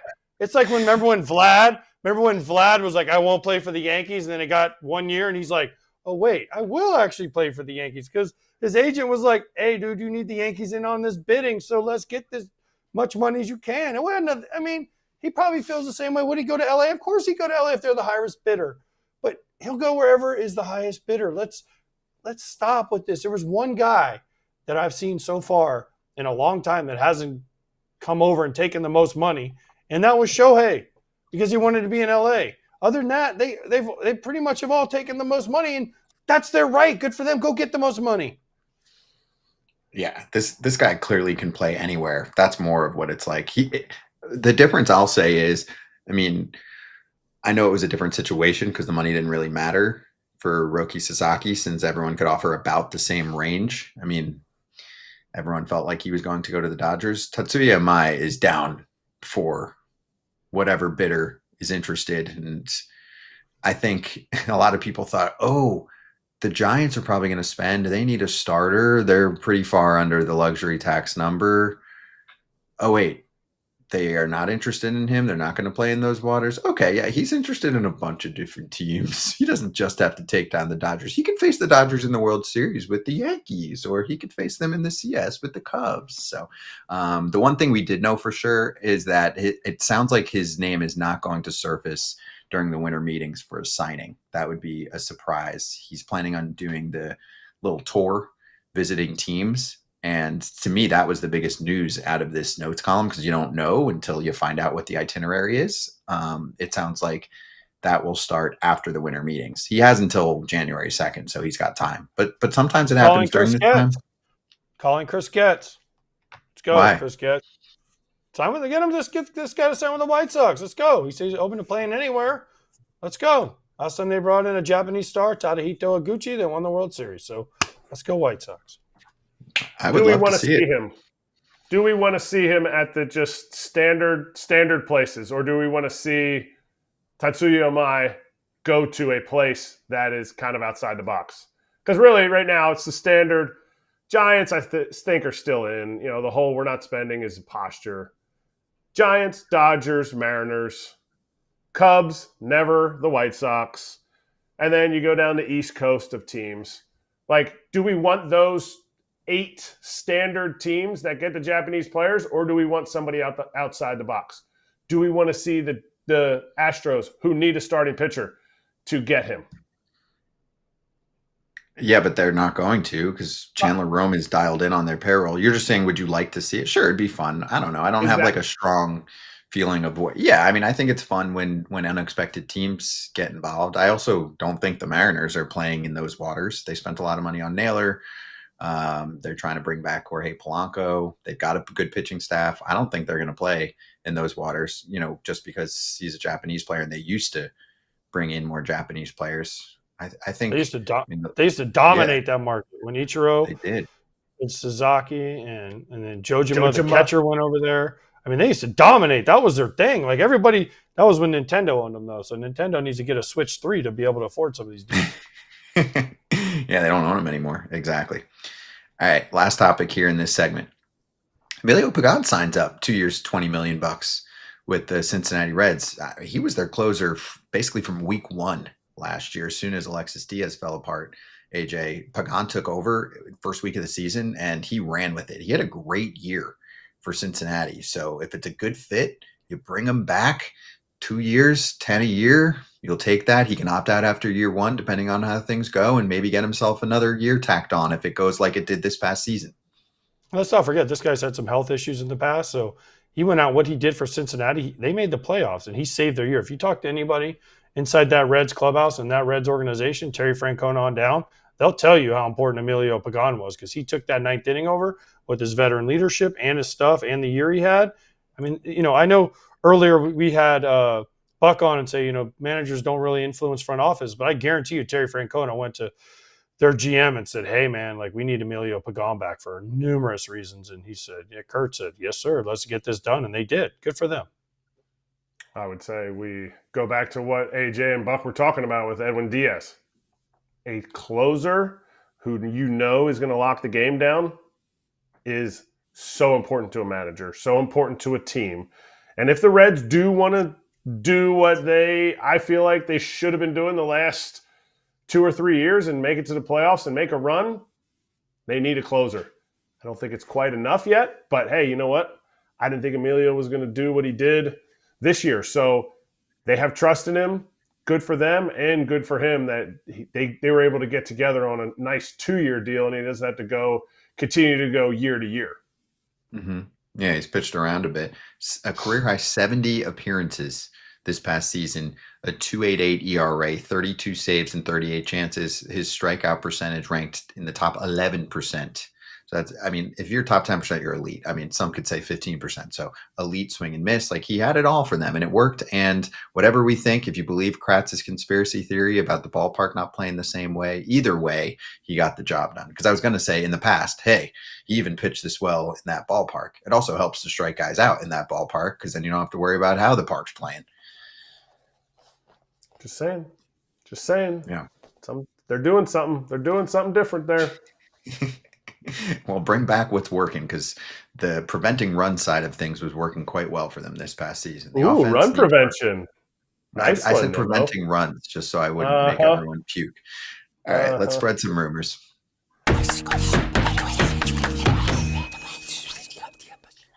Ooh, Kyle Tucker made a little drive from Tampa over to Dunedin, Florida, and he saw that spanking new, or somewhat new, I guess, facility for the Blue Jays compared to most other spring training facilities. They've got the ballpark that's been recently renovated and the 100 mil plus renovation that they put in over the years here at the complex. Remember, Shohei Ohtani went and visited there. Could Kyle Tucker sign with the team that was one win away from winning the World Series? And what would that make their lineup look like if they don't bring Bo Bichette back, AJ? Or, as Ken also mentioned today on Fair Territory, is it a little bit of posturing to say to Bo Bichette's camp, bring your price down or we will go somewhere else? No, I think this is Kyle Tucker genuinely being interested in a team, and he lives in Tampa, so it's an easy drive for him. I don't know all this posturing and all this stuff, but I think he lives right there. He can drive across the bridge and be there in about 25 minutes, the causeway, not the bridge. I don't want to get yelled at by Mike Pop. But I mean, this is an easy drive for him. And if they're one of the teams that are genuinely interested in him, of course they can do this because they're the Blue Jays and they actually have a lot more money than people give him credit for. And he would look nice playing for them. I mean, is he Bo Bichette? I don't know, but he would look really nice in that uniform. And that spring training site, I've been there many times, is really nice. We don't know a lot about Kyle Tucker, but we do know he's quiet. Seems like he kind of wants to just go out, play some baseball, and no better place to go to get all that money that he's going to get, whatever, $350, $420, whatever it is. And you don't even have to be the number one star. You don't have to be the guy that they'll ask me questions. Okay, yep. I enjoy playing here. It's going to be great to play here. And then they'll be like, okay, Vladdy, what did you say? Vladdy's the face, and it would be a prime spot for him to slide right in there and just go and have his 130 to 150 OPS plus every single year and contribute to a team that if they would make this signing, the Blue Jays make this signing, would easily catapult them to the best team in the American League on the day they make the signing. Without Bo. Without Bo. Yes. I know. I agree. Listen, every person that I know, and I've talked to people, have said that the Toronto clubhouse last year was the best clubhouse they've ever played in. And every guy that you have talked to, and guys, whatever, and they say it's unbelievable. That's why Beaver wanted to go back. That's why everybody wanted to play there. So they have figured something out in Toronto. And that means something. We talk about LA being a destination, but when players talk and they say, how is Toronto? How is Toronto? How is Toronto? And everyone's like, man, it's amazing. It's amazing. It's amazing. It's amazing. People listen and they're like, man, I want to go be a part of something that's amazing. So I asked that previous question because I wanted to bring it to this. I would say it's not likely they sign Bo and Kyle Tucker. Which one would you rather do? Which one are you rooting for if you're a Blue Jays fan? Wow. Because you're essentially adding Santander and Tucker into that lineup, and you're subtracting Bo Bichette, but you're upgrading Bo's defense with Andres Gimenez going over to shortstop. And I know Ernie Clement had a great year, would have been the World Series MVP.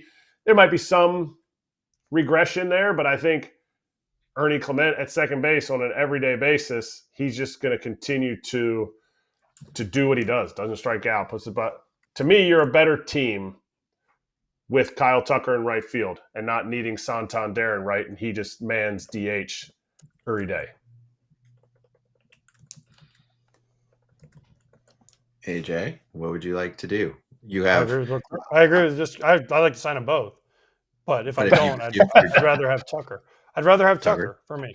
okay. Just because they proved that they could win with Bichette being out, right? And Jimenez slides in, Clement, Barger can move to right field or third base, whatever. You put Tucker in right, you have Springer, you have Varsho, you have all these guys, Kirk, Vladdy. I mean, that's a pretty solid lineup. You can afford to have a guy like Andres Jimenez who did hit huge home runs in the playoffs, but not be a huge offensive threat. It will play unbelievable defense if you add Kyle Tucker, who also has had a Gold Glove in the past. I have to definitely clarify and triple down on what AJ just said. Andres Jimenez can be a Gold Glove shortstop. He has a Platinum Glove at second base. This is not like some teams who have just been like, you know what, we're going to get this guy who was a third baseman and we're going to play him at shortstop because I think that's what our metrics says. Andres Jimenez can play elite level shortstop every single day in the big leagues. Like, don't get it twisted with teams in the same division that have said, you know what, we'll play this guy at shortstop. That's what we'll do. There's a difference between, and I say it all the time, big league starting shortstops and people who can play shortstop in the big leagues. Big difference. I mean, I'll double down with you, Kratz. I mean, Andres Jimenez had some nice moments in the postseason, but he was one of the worst bats throughout this past season.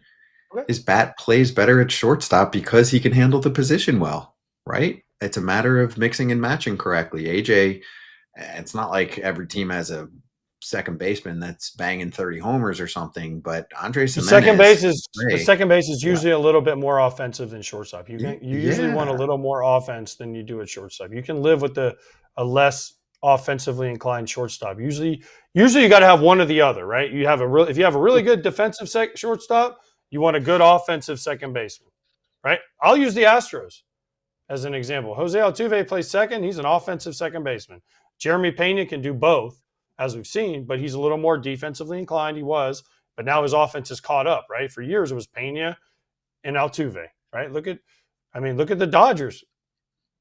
The Dodgers have Mookie, who could be a Gold Glover and MVP at shortstop, and then their second base, like, we can live with Mickey Rojas because he's a defensive stud, right? Mm-hmm. So you can get away with this, but you usually have to have one, and then the other one be the other thing. Mm-hmm. I think right now, if I'm pressed with this, where does Kyle Tucker sign? I think it's the Blue Jays. Talk me into another team that makes sense. I think the Yankees are trying to bring back Bellinger. I don't think they necessarily want to play in the Kyle Tucker money game. Who else can pay top dollar like that? I mean, he's going to get at least in the 300s. It might touch 400 plus. Who else is playing in those waters? We've gotten reports, which I believe, that the Giants aren't going to spend like crazy. Like, we can start knocking teams out. The Dodgers seem like they're more of a short-term high AAV, which if I'm Tucker, I'm going for the longer guarantee, and I think that's what he'll do. Help me out, right? Like, we just took out the NL West. The other teams in the West aren't doing that. Nobody in the NL Central is going to spend like that. Now we're on to the NL East. I don't think the Mets are going to go for another outfielder like that. I guess the Phillies, Kratz, is that a dark horse candidate or just a candidate in general? And AJ's got one too. What do you got? The Dodgers, after they trade Teo. Yeah, but are the Dodgers going to give him 350, 400 million plus bucks? I don't know. I don't think so. Okay. I'm just saying, watch out. They're ruining baseball. Remember, don't forget. So are the Blue Jays by spending all this money. So, there's a lot of teams ruining baseball right now because they can't afford these players. They just happen to be able to keep signing guys. Except the Blue Jays probably made like $200 million this postseason. And so now all of a sudden they can take their payroll from 240 to 300 plus easily. I give a ton of respect to them right now. They recognize wow, we make so much more money when we're good. Why don't we just like push in a little bit more like we did this past season and things will happen? Wow, this really worked out well for us. So I give them a ton of credit. All you want as a fan base is for your team to be competitive. And then when you reinvest in the team and keep freaking pushing. Kratz, your thoughts on Phillies or other teams that I'm missing here? Well, the Blue Jays are playing chess when everyone else is playing checkers.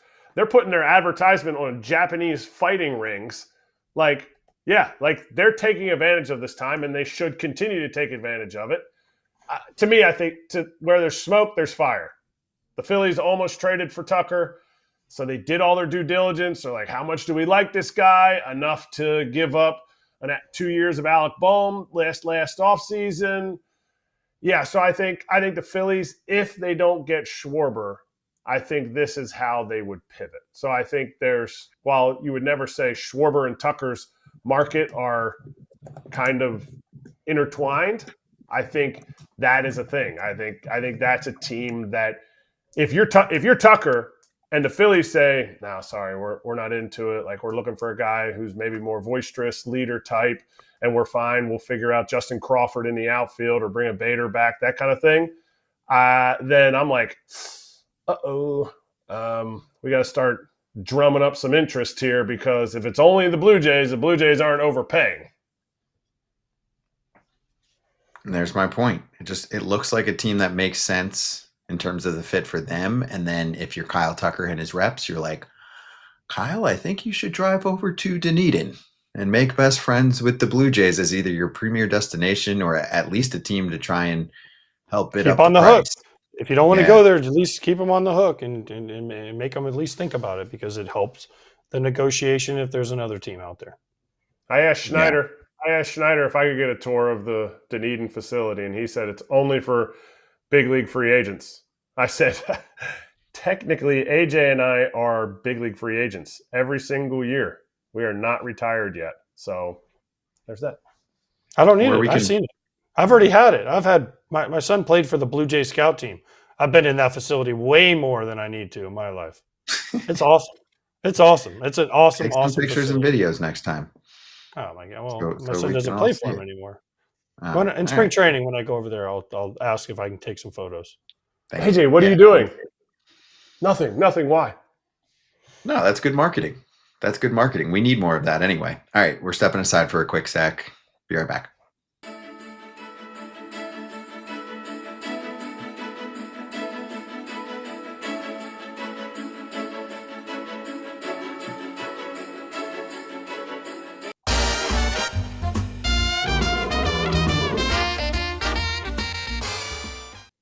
BetMGM futures, while we're on the Blue Jays here, plus 700 to represent the American League in the World Series.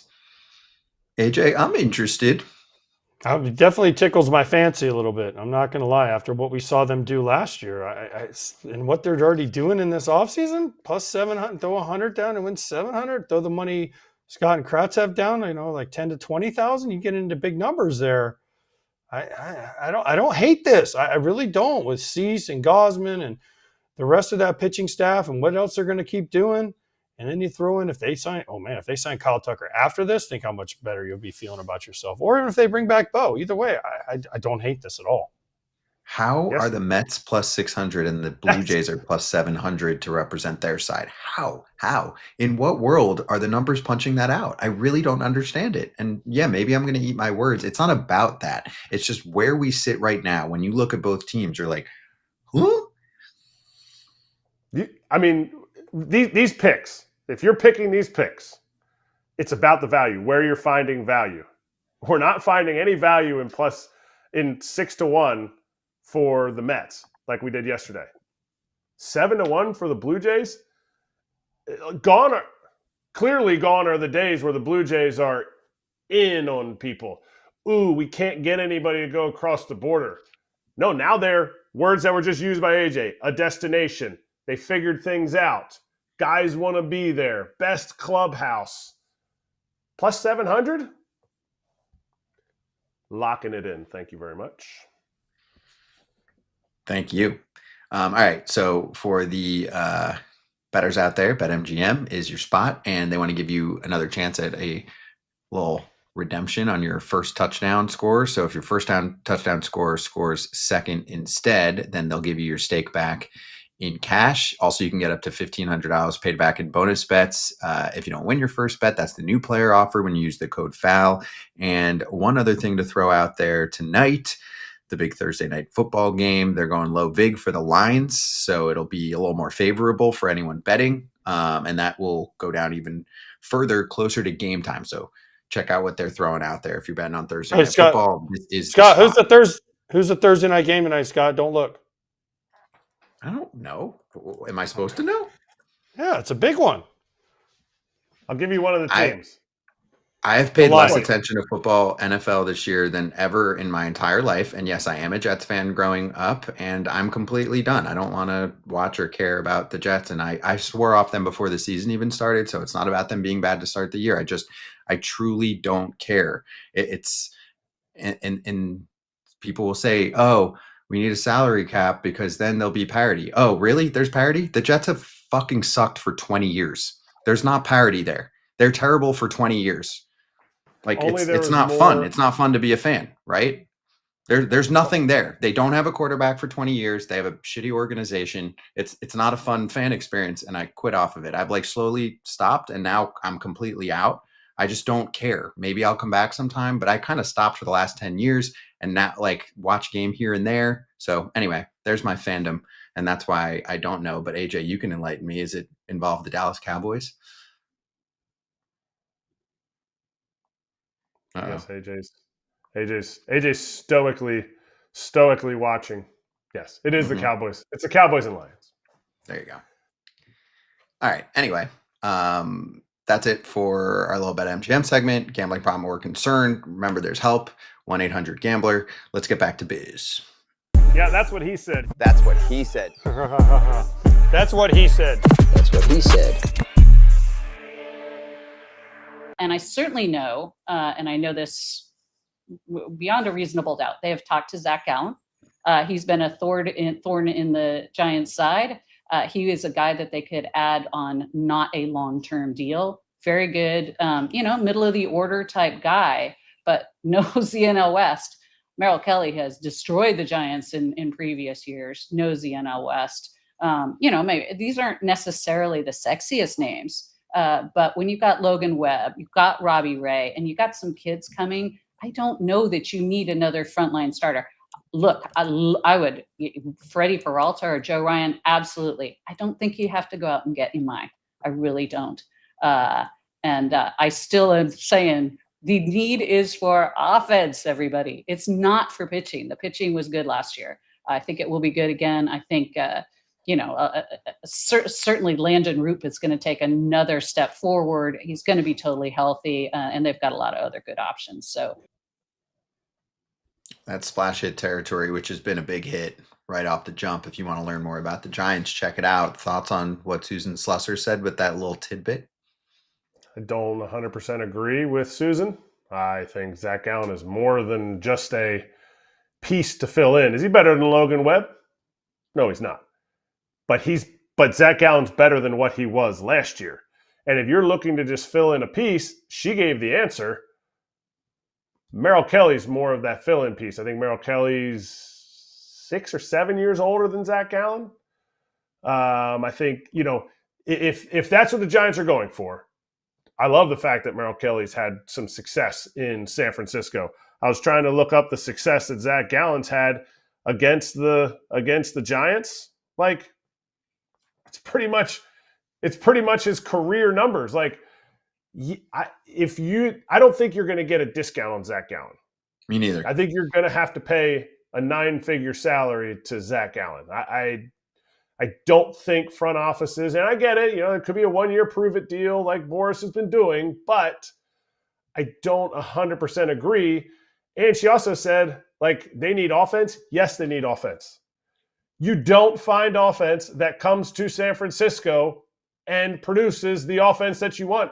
You have to build your team on pitching and defense. And I think Zac Gallen would be a major lift to this rotation because you can never have enough starting pitching.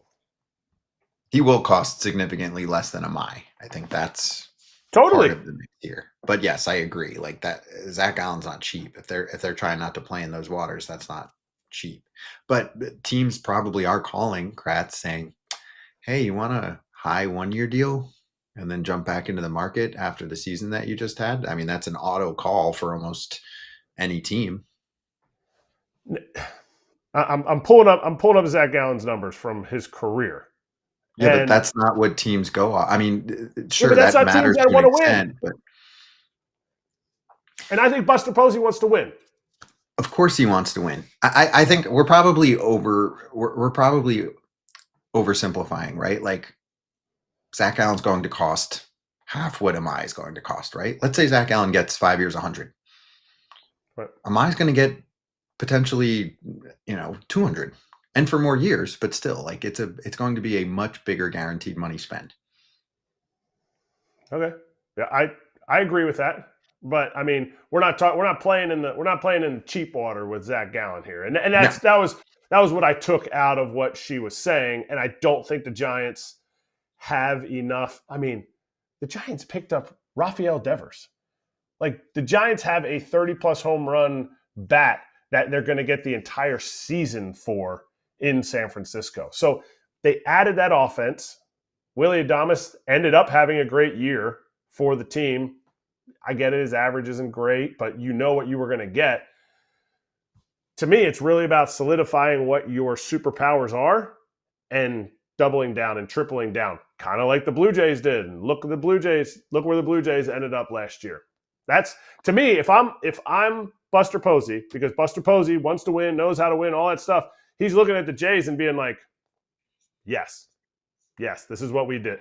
This is what we wanted to do. This is what we're going to continue to do. They got oh man, I'm blanking on who they got in center field who separated his shoulder. And they paid big Lee? money for him. I'm sorry? Lee? Thank you.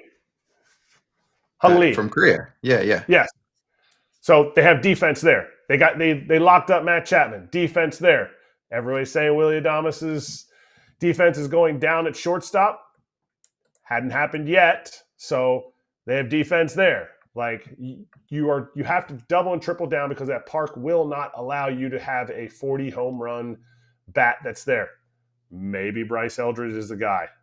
I'm just saying I would bet against it and continue to get guys who don't strike out as much, pitchers who aren't afraid of going 7 innings, and defenders who play every single day and are fine going 1 for 3 and making 2 game-saving plays. Well said. Let's move to the other team that gets linked with the Giants. Can't even say Bay Area team anymore. The A's.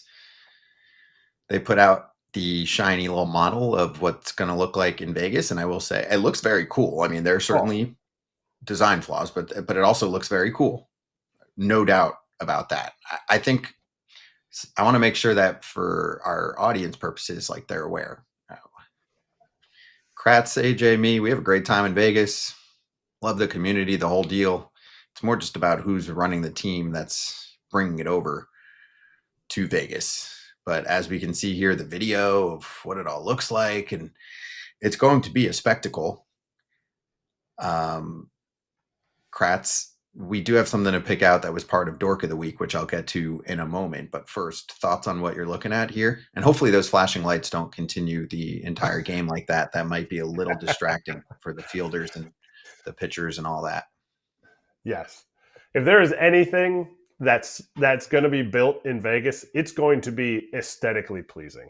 Mm-hmm. You go down the strip, whether you like lights or you don't, or you have to shut your curtains at midnight because it's too bright out. Like, I get it. We're talking about opinions, but they're going to do something cool. They're going to make this cool. As long as they don't have it, the original rendering where the glass roof had the sun shining in on center field. So there's definitely some things that we need baseball people around, but this is cool. This is definitely cool, and I'm glad we're starting to see these renderings, and we're starting to see these because you got to break ground at some point. You can't just keep drawing pictures of your future home when you're sitting in elementary school. Like, that's what it feels like. Like, we need to see some real shovels in the ground, not a makeshift ground inside because it's too freaking hot outside, and put a shovel in. And one other thing, people who are watching this and watch that video, no, the roof does not go up on big stilts like it does. That's just so that they can see inside the stadium for the model. And it's going to have to be at least twice that size. It's a stadium for ants. That'd be cool if you have the roof just being like wah, wah, wah, the whole game. No, in fact, they don't have retractable because they don't want to pay for that. And it is already a $2 billion plus stadium as it is. But in a perfect world, there are times where it's way too damn hot in Vegas, but there are times when the weather is perfect. And you would love to have that option there, but they're not going to do that. It is going to be essentially all domed up. Let's get John Fisher, owner of the A's, comments. You know, I mean, I've been saying this all along, which is, you know, Vegas is a community that most people don't understand. Most people come into Vegas and they think of Vegas as the Strip, and the Strip is an incredible asset of this community. But there are 2.5 million people who live here and who are, you know, dedicated to improving and love their community. And you know, I just moved here a couple of months ago with my wife, and we have sort of felt that, you know, that hospitality from people who are, you know, reaching out. The sense of neighborhoods here and being, you know, wanting to take care of each other and to make Vegas, you know, more and more of a wonderful place to live is something that I've really noticed. And the love of sports, you know, even with no baseball in Las Vegas, when you go and you meet with people, you hear about how much they love the Dodgers, how much they love the A's, how much they love the Mets, the Red Sox. You know, it goes on and on and on. And when we were meeting with a lot of the politicians, for example, in Carson City, you know, I noticed they all had, like, you know, strong professional baseball affiliations. One of the politicians showed me a picture when she and her husband got married. He's a fan of one team, she's a fan of another. Their wedding cake had the emblem of one team on it, the emblem of another on the other side of the cake. And I thought, this is home. This is a great place to be. Well, clap it up, Kratz. He spent 2 months practicing that speech and he memorized it. So I hope you enjoyed it. I hope people from Vegas, like people that live in Vegas, know that the guy who's bringing their team there just moved there 4 months ago. And the fact that he's really excited to give them a team so that they can watch their team come in and play their Vegas team. Like, oh yeah, we got a bunch of transplants here. We got a bunch of people who are already fans of, let's see, who are the A's? Who are the Vegas A's going to play against? The Astros. Well, we got a bunch of Astros fans here, so yeah, come to the Astros series. We got a bunch of Rangers fans because people from Texas moved to Vegas. Oh, hey, come watch when the Rangers are in town. Like, I'm out. Yeah, and here's the thing: if it was a new team from scratch, you would have gotten fans to convert. I truly feel that way. That was the one thing. Even if you disregard how you've got one of the worst owners in sports that's trying to bring this over, so it's a terrible steward for baseball to be the guy that's going to be relied on to make baseball and MLB really cool in this city. This is one of those cities that should have gotten their own team from scratch, and they blew it. But we'll continue to think that. And that's for Vegas fans. That's what I'm saying. Like you don't know what you're getting yourself into. Because of all the things that he said. People are really prideful of their city. Well, that's why you have teams in your city. You're like, yeah, you know, I might not even like the guys on the team that I'm a fan of, but that's my team. I'm from Philly, so I'm a Philly fan. Hey, you know what? I'm from New York. I'm a New York fan. It's the Mets, it's the Yankees, whatever. Like, is this going to be Vegas's team? They're going to have to do a ton of work to make this Vegas's team. And comments like John Fisher just had about the fact that, well, you know what? Just people that I met at my soirees, they had a wedding cake and it had two different teams on. These are the type of people that we want. What? No, that's not what you want. If Vegas is such a great sports town, Vegas people from Vegas, they want a team with Vegas on their chest. Hey, you know what? We're building this team up. We want this. That's why the Rays don't work. Travel and all the bridges and everything. People aren't from St. Pete. People from Tampa follow the Lightning. Yes, it's from downtown, all that stuff. But it's because they're like, yes, I'm from Tampa. I'm, Tampa born and raised. Vegas born and raised. Oh, wait, we're going to bring in another team? with an owner that really showed he didn't care about fans. Oh, no, we're going to care about fans now. No, you're not. Tigers don't change their stripes. Yeah, people know, and they saw what happened. And I'm being told that there's disputes about the little viral picture, which had a Jose Altuve jersey on the ballpark. Although Bill Shaken, who's a good reporter, quote tweeted it. Maybe they caught a screenshot of the video at that time because someone was pointing out how it looked like. But then you've got Altuve on there. My thing is, even if you were running a 2-minute video, let's have the video board show A's highlights or fans only in A's gear, right? Like, even if it was just a screenshot that was caught of a 2-minute clip, for me, still, like, let's try and make sure that we're really careful right now, because we have an owner who last time he spoke basically was talking about how excited he was for Aaron Judge to beat the shit out of his own team. I mean, you can't make this stuff up. So anyway, let's get to slap hands here.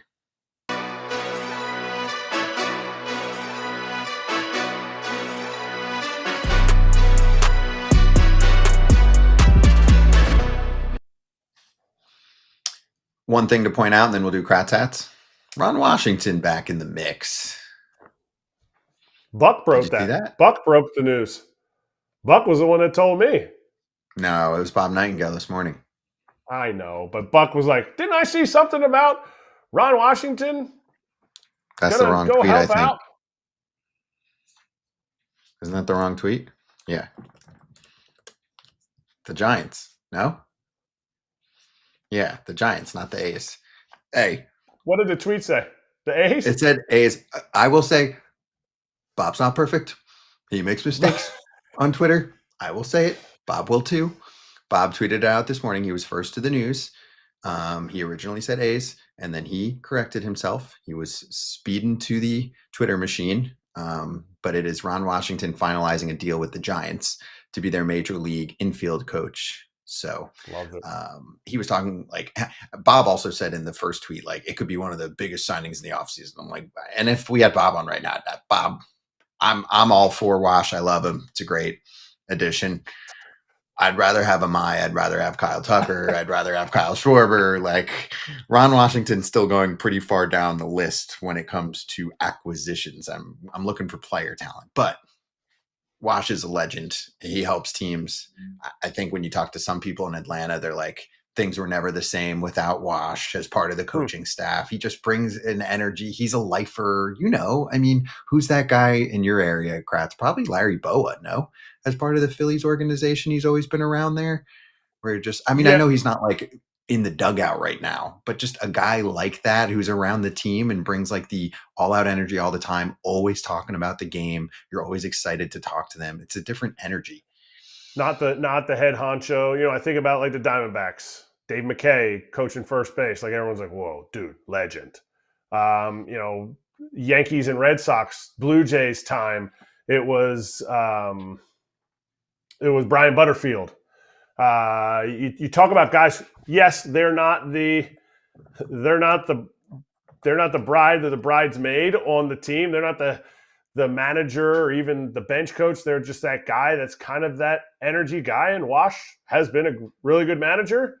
And for him to take this role, I think it's awesome. And I think it kind of doubles down on what I was saying before. Like, okay, we have good defenders. Can they be better? And you have a manager who has some really great characteristics and traits, but he hasn't managed before or coached at all in the big leagues. Helps to have Wash on your side. It really does. So props to Tony Vitello and his staff for hiring Ron Washington. What do you got on the way out? Well, I texted Schneider to see if I could get a tour. Figure if Tucker's getting a tour, why can't I get a tour? I told him I'll bring my Blue Jays hat. But he said no. It's only for big league free agents. Yeah, no Dunedin and no Orlando for you, Kratz, but you do get to talk to us tomorrow, too. Me, you, and Todd Father. We still love you. Are you off tomorrow? Yep. Oh, good. See, you didn't get an invite, and now you're rejecting me on the way out. Have a good weekend, dude. A little long one. Yes, sir.